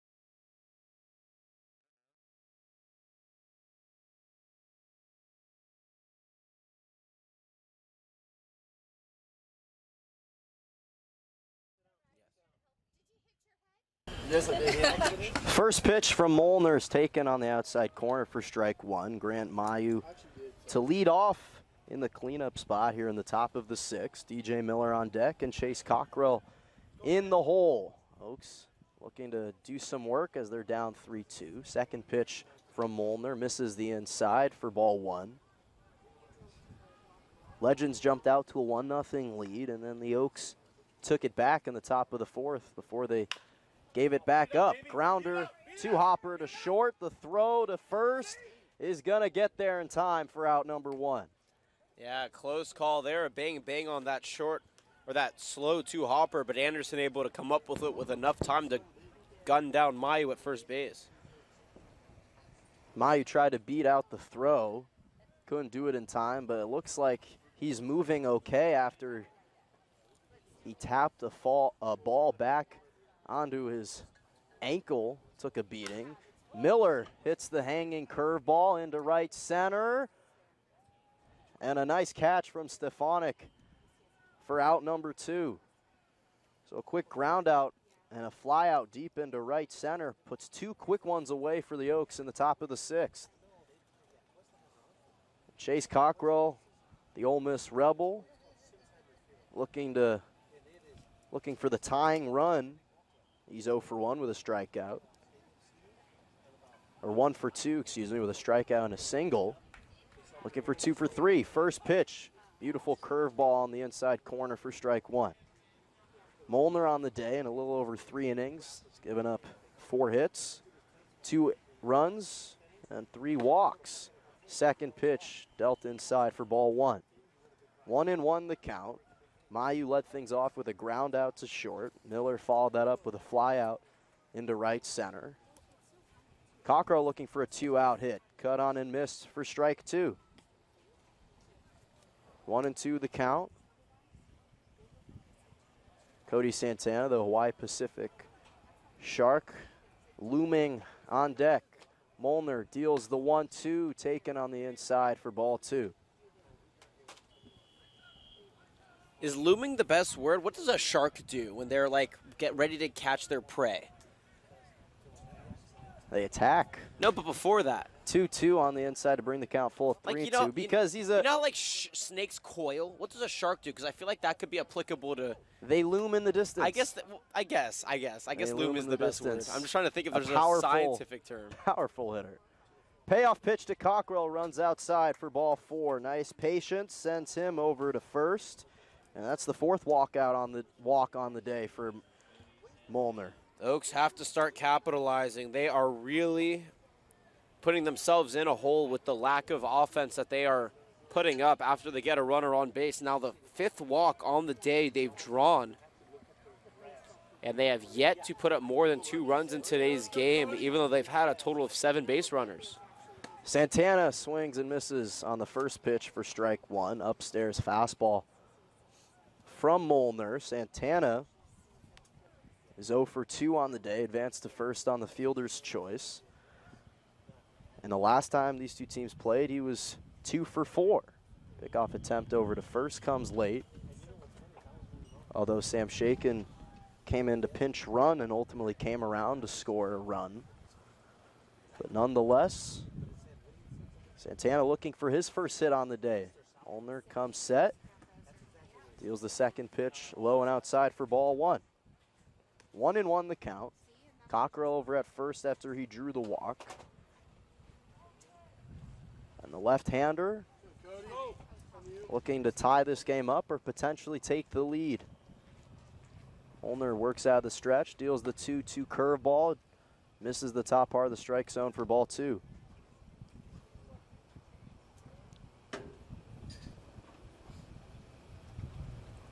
Oaks down 3-2 to the Legends in the top of the 6th with 2 away.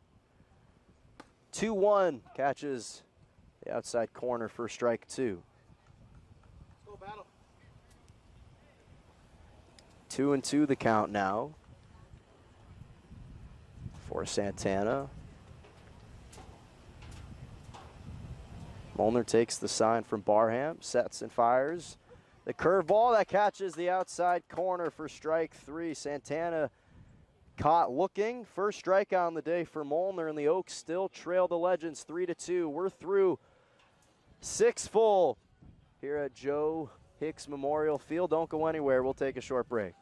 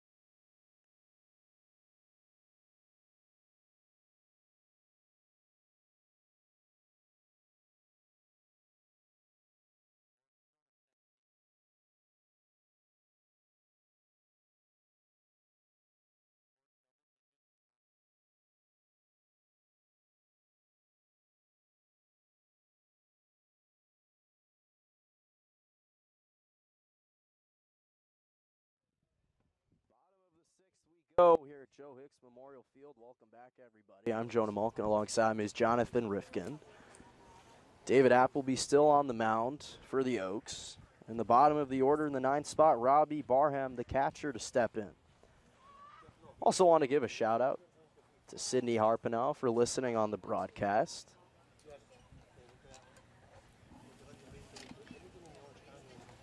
Cindy Harpenow, sorry. First pitch from Appleby just misses the outside corner for ball 1. Barham's 0 for 1 or 1 for 1 on the day with an RBI and a sacrifice bunt. Takes the pitch on the outside corner this time for strike 1. Hit a 2 RBI double in the 4th inning and advanced Smith in the 2nd over the 3rd. 1-1.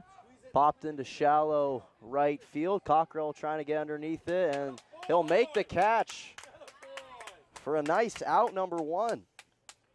Yeah, Cockrell doing the little basket glove catch over his right shoulder out in foul territory, and a good job sticking with it. Those are not easy to make, regardless of how any player makes it look, so a good job by Cockrell securing that ball, squeezing it, and making sure that Appleby gets the sure out, number 1. 1 away for the Legends now in the bottom of the 6th. Back to the top of the order we go. Giovanni Garbella will step in. Appleby's first pitch on the over the heart of the plate for strike 1. The Valparaiso Crusaders 0 for 3. 2 strikeouts and a pop-up to first. 0-1 runs past the glove of Castro for ball 1. Garbella and shaken, the 2 Valparaiso teammates dueling it in this game. 1-1 pitch, runs low and outside for ball 2. So 2-1 the count. And Michael Stefanik on deck with Trevor Steinman in the hole. Appleby deals the 2-1 identical spot, low and outside for 3-1. Hey, he's overextending a little bit on that release. You could see that when he brings his arm around, that ball's coming off of his pointer finger, and that's why when it's coming solely off that pointer finger, it's curling outside of the strike zone. 3-1 from Appleby's cut on and missed to bring the count full of 3-2. Beautiful fastball on the outside corner. And right there you saw the adjustment. His arm movement was a little bit more fluid. The ball came off the 3 fingers that he wanted it to, as opposed to that ring finger. It's boded well. Appleby deals the payoff pitch, grounded to Mayu at 3rd. Will make the catch and toss it over to Cockrell over at 1st for out number 2. Beautiful play from Mayu puts 2 away for the Legends here in the bottom of the 6th. And that's Mayu's fluid fielding, one of the best in the game in the CCL. Just even he makes a slow hopper that a lot of players could read safely on. Look like a fast grounder routinely over to first. And now Michael Stefanik will step in, the right fielder out of Westmont College. Lays off the inside pitch for ball 1. Fastball up and in. Stefanik from Boise, Idaho. 1-0. Hit to Shaken at short. He'll make the play to Cockrell first for out number 3. So the Legends plate no runs. No hits, no errors, and nobody left on base, but they lead it 3-2. Oaks looking to turn the tide as we head into the top of the 7th.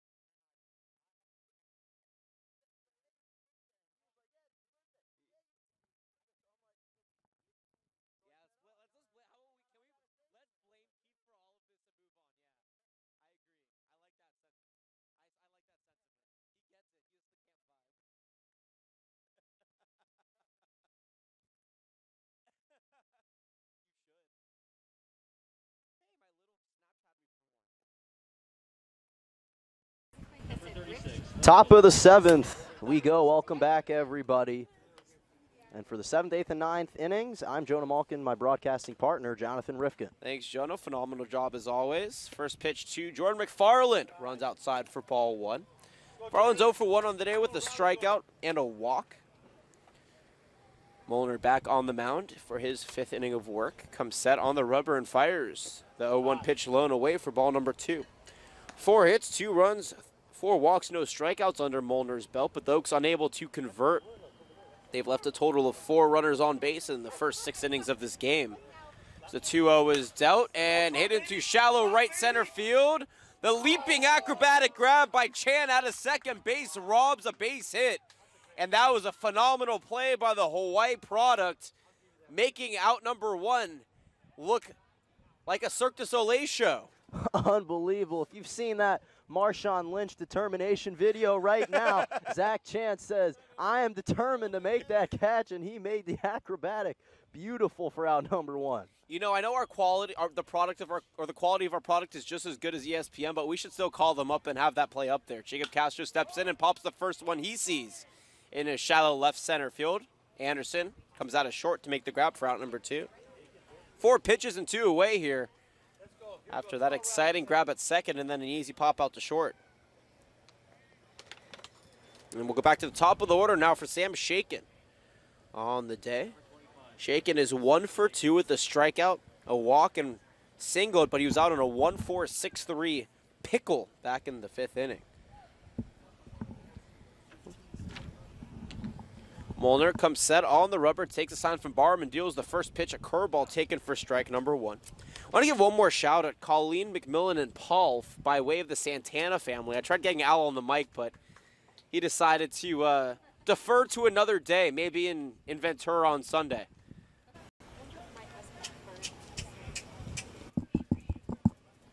And wow. He strides over to first, hit by a pitch. He shakes it off, shaking it off.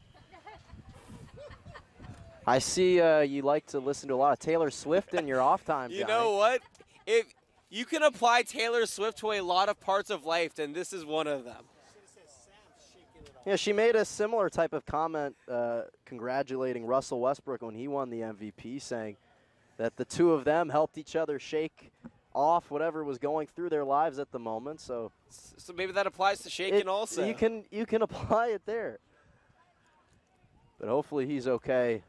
I'm sure that Sam's dad John, who's listening to today's broadcast, is just sitting there shaking his head. Now it's getting a little. You're having too much fun today, Jonah. Runner on first in the form of Sam Shaken. If you like our puns or don't like our puns, feel free to tweet at us at Caneo_Oaks. He's at Jonah_Malkin. I'm at Johnny Riff. First pitch to Max Weinstein is a curveball. Take it for strike number 1. 2 away, 1 on. 3-2 our score. Legends up over the Oaks. And though the Oaks are losing, we are still having a lot of fun here at Joe Hicks Memorial Field. The 1 is ripped into shallow right field. That's going to go down, and Weinstein will advance to first base on the single. Shaken will advance to second, and the Oaks have runners on first and second with 2 away here for Brandon Lewis. Beautiful hit from Weinstein into opposite field, and another clutch 2-out base hit. Puts the runners on second and first with the big bat of Brandon Lewis to step in. Lewis on the day 0 for 2 with a walk, a run scored, a pop out, and a strikeout under his belt. But he's had that hot bat as of late, and a situation here with 2 away and 2 on to at least get that tying run around from second base. Here in the top of the 7th inning. Batted .419 for L.A. Pierce. The first pitch runs up and in for ball 1. Lay of the land for you here for the Legends. Michael Stefanik out in right. Giovanni Garbella in center and Harrison Smith in left. Infield here in just a moment. Unless there's an out, then in that case, I'll have to leave you with the cliffhanger. The 0-1 is popped up out of play, though, or the 1-0, and that brings the count to 1 ball, 1 strike. Daniel Zimmerman over at first, Zach Chan at second, Tommy Anderson at short, Reese Berberet at third, and Robert Barham behind the dish. Garrett Molnar on the mound. Came in for Rigo Fernandez, who only pitched 2 innings. Legend very short-staffed today, but they're doing a good job keeping the Oaks offense at bay up 3-2. The 1-1 pops sky high over to second base. Chan will get under it and make the final out here in the top of the 7th. Oaks get no runs on a hit, no errors, and they leave 2 on base. We're through 6.5 here, from Long Beach City College. Grab a nice cold beverage and maybe a hot dog or a hamburger, your culinary piece of choice, and enjoy the 7th inning stretch. You're watching Oaks baseball on KDTV. Legend lead at 3-2, headed to the bottom of the 7th.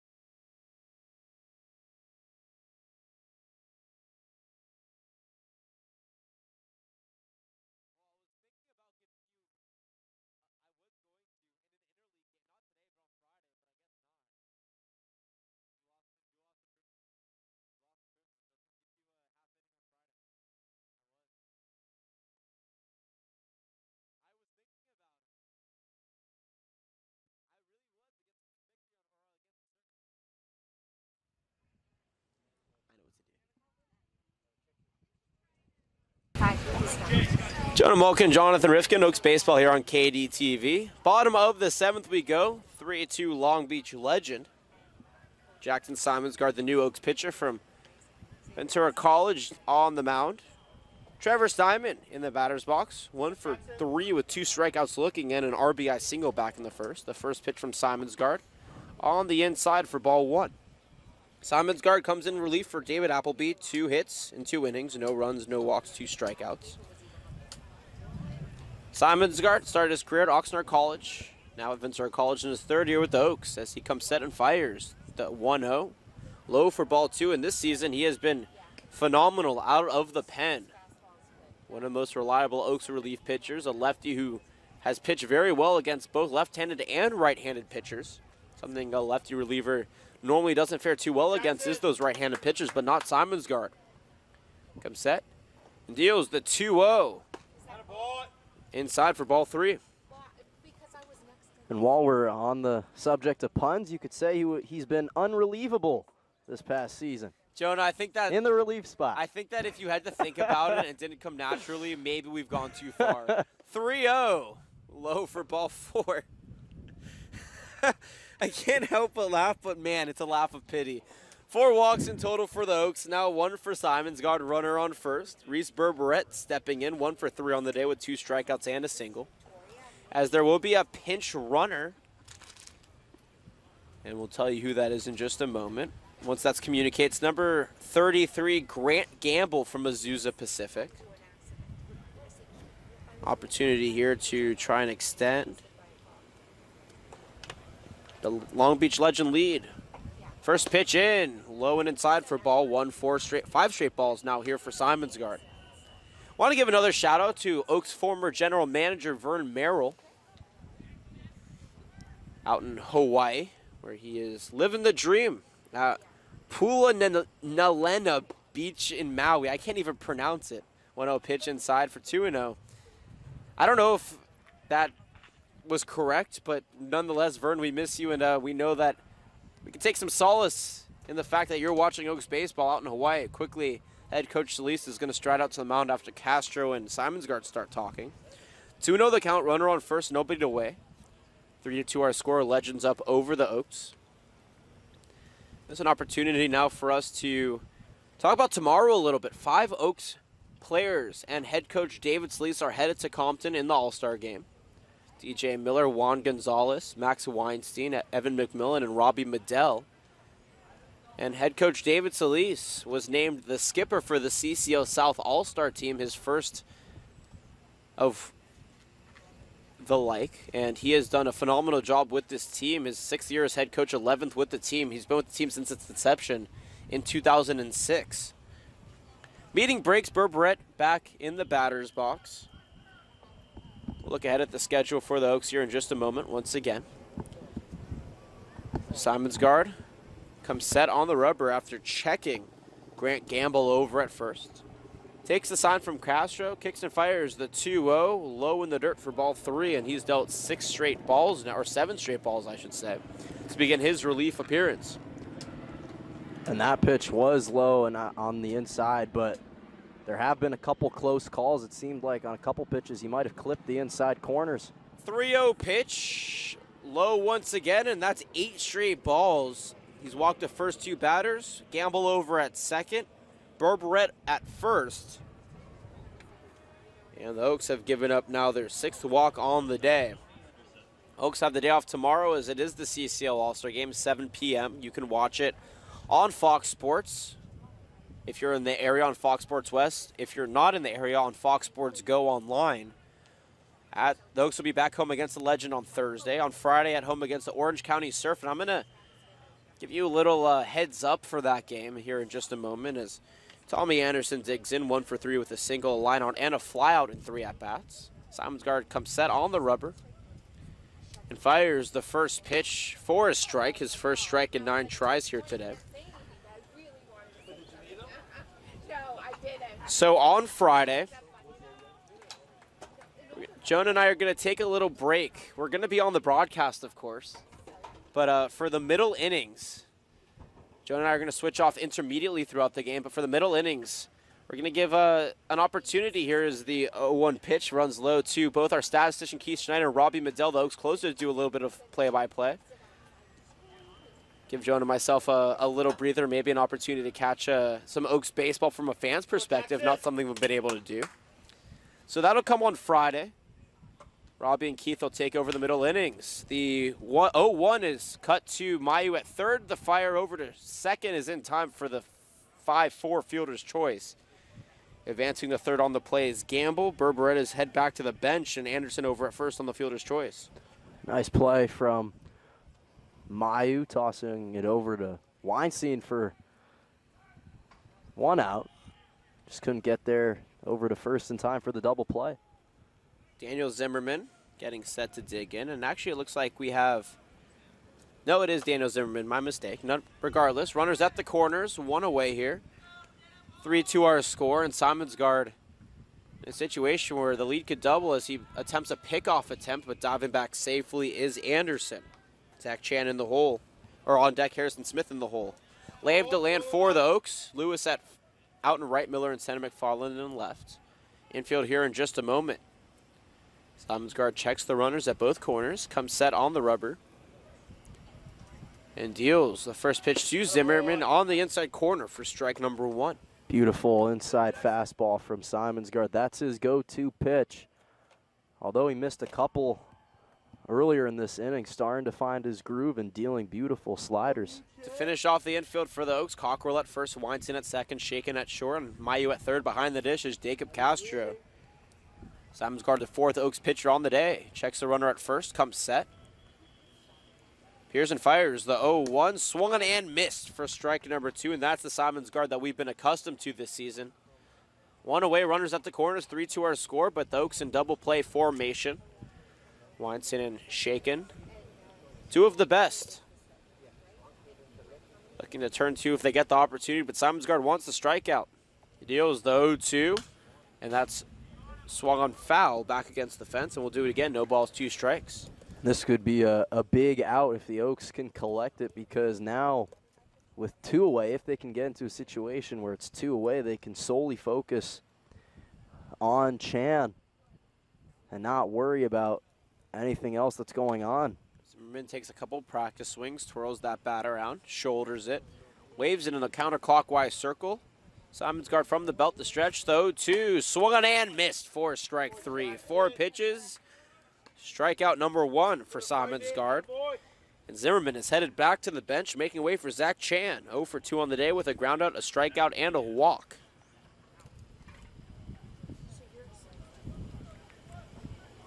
I'll take a moment to thank all of the Oaks sponsors, Roadrunner Shuttle, for getting the Oaks to and from their away games safely. Jimmy Don Sandwiches, Coney's Bar and Grill. And Stephen Joseph Sweet, orthopedic surgeon in Oxnard, California. Simonsgaard deals the first pitch, swung on and missed for strike number 1. He's only gone to that fastball now in the last 2 at-bats, and it's boding well. He's thrown 6 consecutive strikes. Runners at the corners, over at first is Anderson, at third is Gamble. 2 away. Simonsgaard twirls that ball and deals the 0-1. Another fastball swung in and missed, and that fastball up at the shoulders has been giving these batters fits in this inning. And he's also just so fluid on the mound with his throwing motion. He's in balance. His left leg's coming all the way around him, straight down on the mound. Just giving him just beautiful placement on those inside fastballs. Simonsgaard takes his time on the rubber. Castro finally gives him the sign and comes set behind the dish. Simonsgaard ready on the mound, kicks and fires, though, 2 upstairs for ball number 1. Good job from Chan. Good eye holding back the swing. It's an enticing fastball upstairs.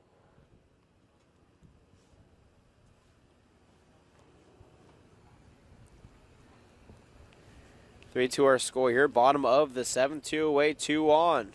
The 1-2, a high fastball swung on and missed for strike 3, and that'll do it here in the 7th inning. No runs on no hits, no errors, but 2 left on base.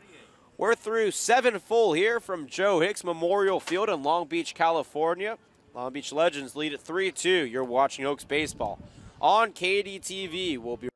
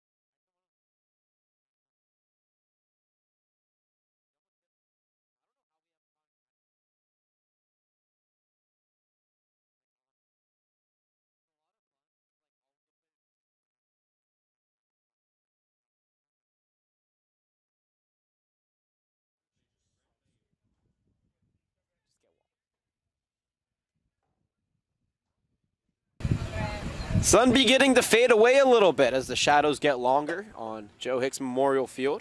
Top of the 8th, 3-2 our score. Legends up over the Oaks. Jonah Malkin, Jonathan Rifkin, Oaks Baseball on KDTV. New pitcher on the mound as Mayu steps in and swings and foul tips the first pitch for strike number 1. Jake Scott from Houston Baptist, a normal outfielder, getting the nod today. His first time pitching as the Long Beach Legends are shorthanded. That'll end the day for Garrett Mulliner. 5 innings, 4 hits, actually 5 hits, 2 runs, 4 walks, no strikeouts. The 0-1 to Mayu is popped high in the sky towards third. Barbarette and Barham are both calling for it, and Barbarette out of third makes a catch for out number 1. The Oaks have not been able to capitalize. They've left a total of 6 runners on base in this game. Only down 3-2, and they're not facing particularly phenomenal pitching, but just getting too far under some of these balls like you just saw there, and it hasn't fared well for them. DJ Miller, 2 for 3 on the day with an RBI single, a single back in the second, and a flyout digs in. Looking to increase on his good day. First pitch he sees is waved into left field. Smith lost it in the light. He comes back at the wall and makes a catch at the warning track for out number 2. So 2 pitches to Miller in his last 2 at-bats, and both have resulted in flyouts, 1 to right and 1 to left. Chase Cochran now stepping in. 1 for 2 on the day, a strikeout, a single, and a walk. And he represents the last breath here in the 8th for the Oaks. Oaks have 3 runs on 6 hits, or actually 2 runs on 6 hits, no errors.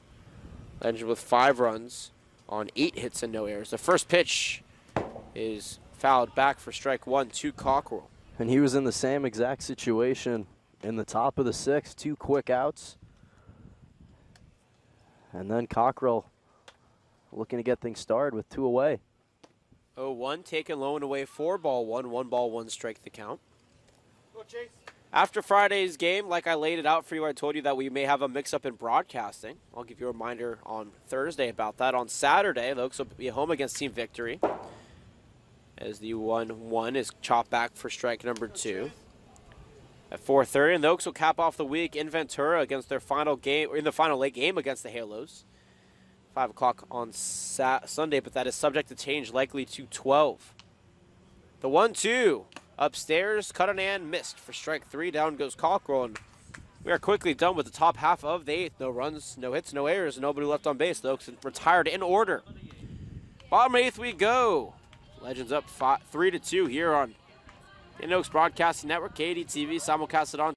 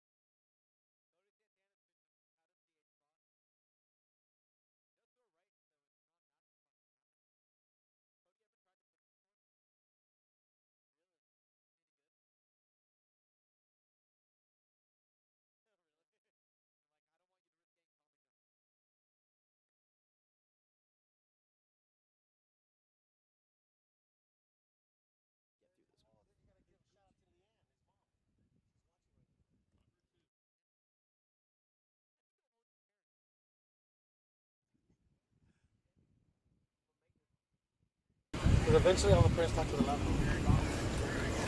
Back here at the bottom of the 8th, 3-2 our score. Legends up over the Oaks. Jonah Malkin, Jonathan Rifkin. Oaks baseball as Angus Denton, the new pitcher on the mound, fires in a strike on the outside corner. Harrison Smith stepping in on the day for Smith. 1 for 2, a walk, a strikeout, and a double. One hopper back to the mound to Denton as he'll take it himself and fire to Cockrell for a quick out number 1. I want to give a shout out to Leanne, Angus's mother, listening to today's game, and that comes by way of the Santanas. The Santanas seem to get around pretty well. They know, like, everybody. It's pretty unbelievable. It's nice to have them in our little corner. One away, and there will be a pinch hitter in place of Robbie Barham as the first pitch is a fastball for ball 1.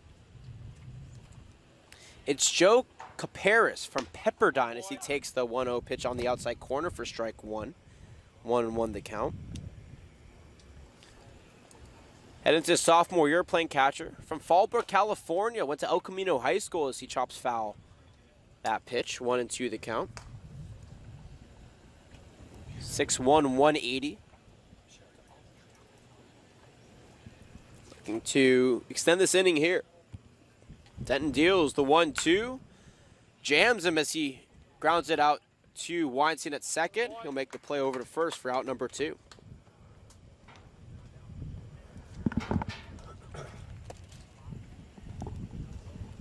Go back to the top of the order now, barring a pinch hitter. Nope, it's not. Still Giovanni Garbella. 0 for 4 on the day with 2 strikeouts, a pop out, and a ground out. Just looking to keep the inning alive here. Bottom of the 8th, 3-2 Legends. First pitch he sees is hit into right field. That's going to go past the glove of Cockrell at first into the corner. Rounding first and going to second is Garbella. And he'll be in with a 2-out stand-up double here for the Legend.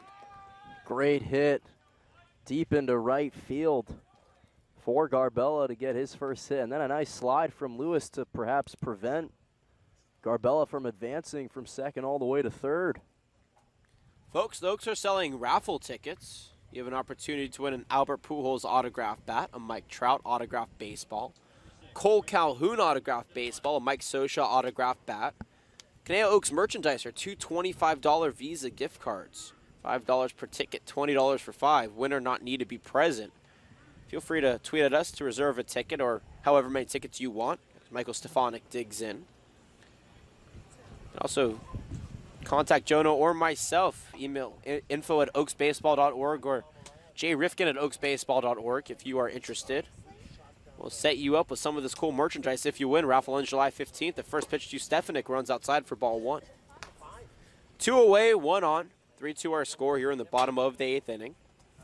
Sun beginning to further set behind us as we are in our second hour and 40th minute of play. Denton deals the 0-1, hit into right center field. Nope, it's actually going to drop right into Weinstein's glove at second base for out number 3. No runs, 8 no errors, and 1 left on base. 8 full are in the books here at Long Beach City College. Oaks have one more opportunity to make up the deficit, down by 1, 3-2. The drama on the other side of the break.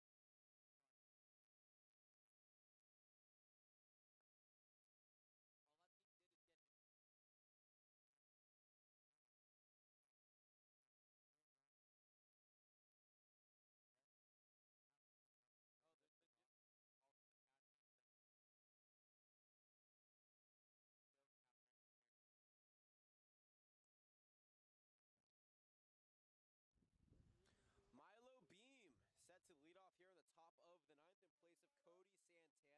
New pitcher on the mound, Luke Devaney, from Eastern Michigan. Oaks down 3-2 here, the last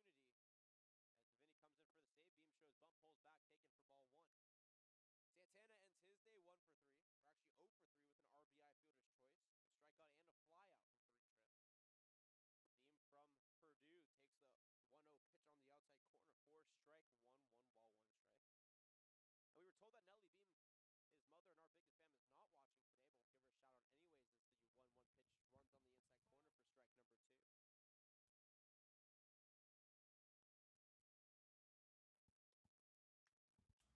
Beam fouls back to 1-2 against the screen, and we'll do it again. 1 ball, 2 strikes. By the way, the catcher behind the plate is Joe Caparis, who came in to pinch hit for Robert Barham in the last inning. The fielding changes. 1-2, runs outside for 2 balls, 2 strikes now to Beam,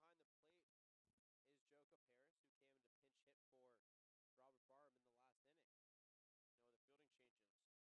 hitter for the Oaks at the top of the order. Got the day off, or he had the day off up until this point. 2-2, laced into shallow center field for a single, and Milo Beam represents the Oaks tying run at first base with nobody away, but as much as you want to cheer, the Oaks have almost cried wolf a little bit too often. With runners on, they have yet to be able to get them around early in these games or early in these innings, and it's really hurt them. Jason Oliver going to step in place of Jordan McFarland now. And the one benefit, though, to having both Beam and now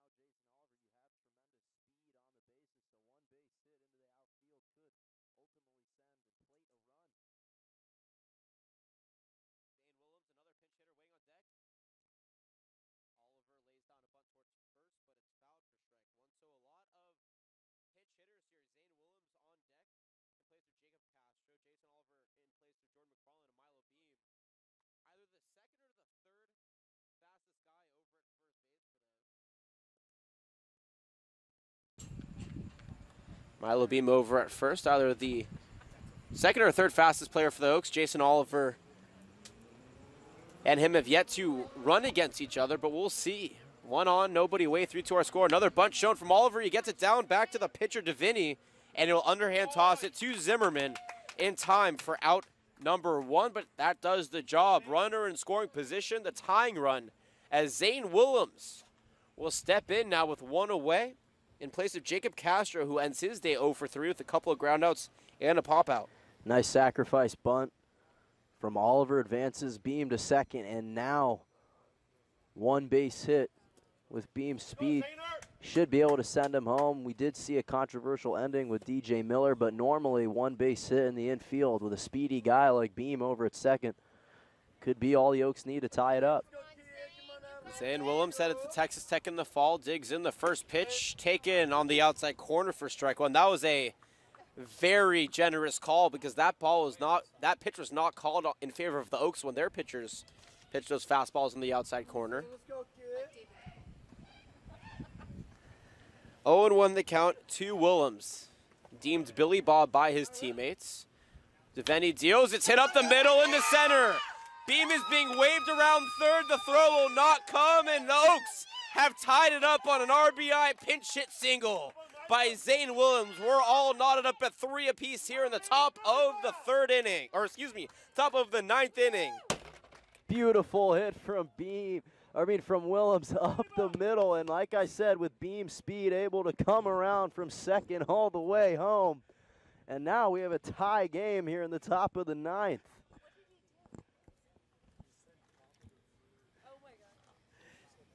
Top of the 9th here, runner on first, and we're all knotted up at 3 apiece. Pinch runner in place of Willems. Riley Jones actually, as he attempts to pick and run Sam Shaken in. And that pitch is fouled off for strike number 1. So Riley Jones comes in place of Zane Willems. That means that Juan Gonzalez will take over as catcher in the bottom half of the inning.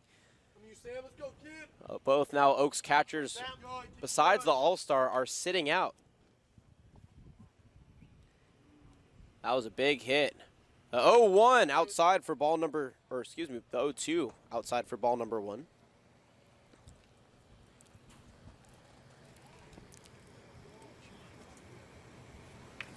Jones over at first, a two-way player, a second baseman, and a pitcher. Brother of Oaks hitting coach Kyle Jones, all-time leading hitter at Sonoma State. The 1-1, chopped towards third, but foul, and that'll bring the count to 1 ball, 2 strikes.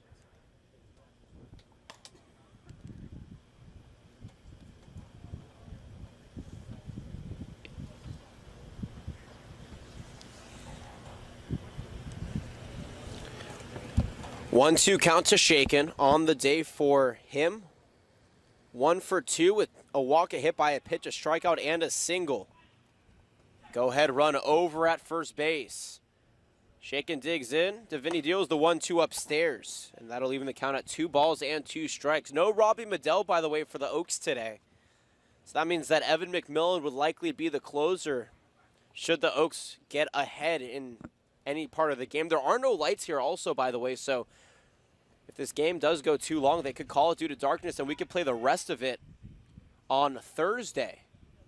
I'll explain the logistics of that if that were to happen. Time is called behind the plate. That only happened once, and that was last year against the Slow Blues. The Oaks had to finish up that game before playing another game at the end of the season. Deviney comes set, deals the 2-2, a curveball, cut it and missed for strike 3, and down goes Shaken, the first strikeout for Deviney. That puts out number 2 up on the board with Max Weinstein stepping in. 1 for 3 on the day with a walk, a ground out, a fly out, and a single. Riley Jones still over at first. Let's go now, Max. That gap looks mighty big. And Weinstein takes the first pitch on the outside corner for ball 1. Jones does not have a stolen base on the season, but the Oaks needed him over there at first. Fastest bench runner now. takes a step and a half lead off, and the 1-0 to Weinstein is ripped towards first, but just foul. Just foul. I mean, like inches away from being fair for strike number 1. Yeah, Legends dodged a bullet on that one because with the velocity that Weinstein hit that over down the first base line, could have sent Jones all the way home for an Oaks lead. Runner on first, 2 away, all knotted up at 3. The 1-1 to Weinstein is a curveball low and away for ball number 2. 3 runs for the Oaks on a total of 8 hits, no errors. 3 runs, 9 hits, no errors for the Legend.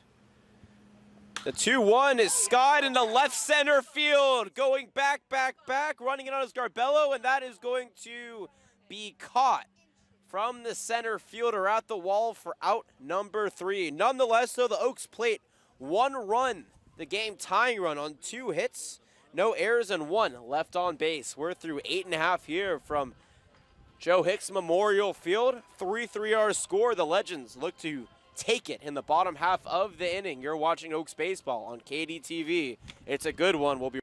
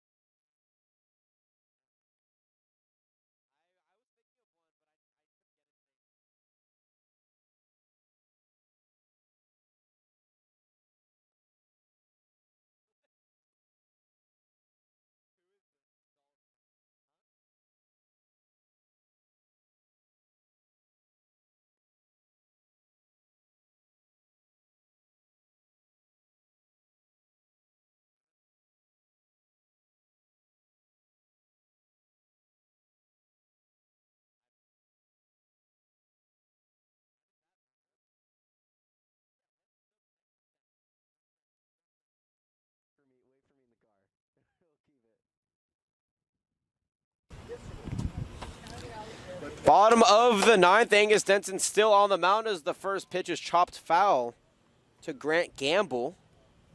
Came in as a pinch runner back in the 7th inning. We're in the bottom of the 9th. Now the Oaks were able to tie it up on a 1-out RBI single by Zane Willems. By the way, now the Oaks have a new catcher in Juan Gonzalez. Castro and Willems both taken out of the game. The 0-1 cut on and foul tipped back into the glove of Gonzalez. For strike number 2, Denton in his second inning of work is getting up a hit, but nothing else. Again, no Robbie Medell for the Oaks in today's game. The 0-2 fouled back against the helmet of Gonzalez. Gonzalez, one of the 5 Oaks to play in the All-Star game tomorrow. Still plenty of sunlight, but that if this game does get called due to darkness, that would be a decision that the 3 umpires and both the coaches have to come to an agreement on. The 0-2 once again taken low for ball 1. The only 2 fields with lights in the CCL, south of the north, I should say. So for the south and the central is the 1-2 is skied into right center field. Running over to it is Lewis, and he'll make the catch for out number 1. The only other field to have lights besides the slow field outside of Northern California is MLB Urban Youth Academy. So no other games can be played after 7:45 or so, depending on where we are. 1 away after that fly out to right, and Reese Berberette will dig in. 1 for 3 on the day with 2 strikeouts, a single, and a walk. They're on a fielder's choice back in the 7th after walking. The first pitch from Denton runs inside for ball 1.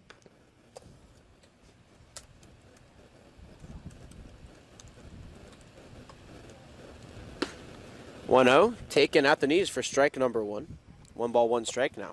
Denton's done a nice job keeping all of his pitches low in the bottom part of the strike zone. Curveball now, taken at the knees once again. 1-2 the count from the University of Arkansas Razorback. 1-2, skied into left field, going back to the track, the wall, and it's out of here. A walk-off home run for Reese Berberet, and the Legends take the win here in the bottom of the 9th inning. What a solo shot by the cleanup batter, his 4th home run of the season. The Legends are celebrating, and for the 2nd time in just 5 days, the Oaks have gotten walked off on again. Jonah, this is an unbelievable streak. 2 times the Oaks have been walked off.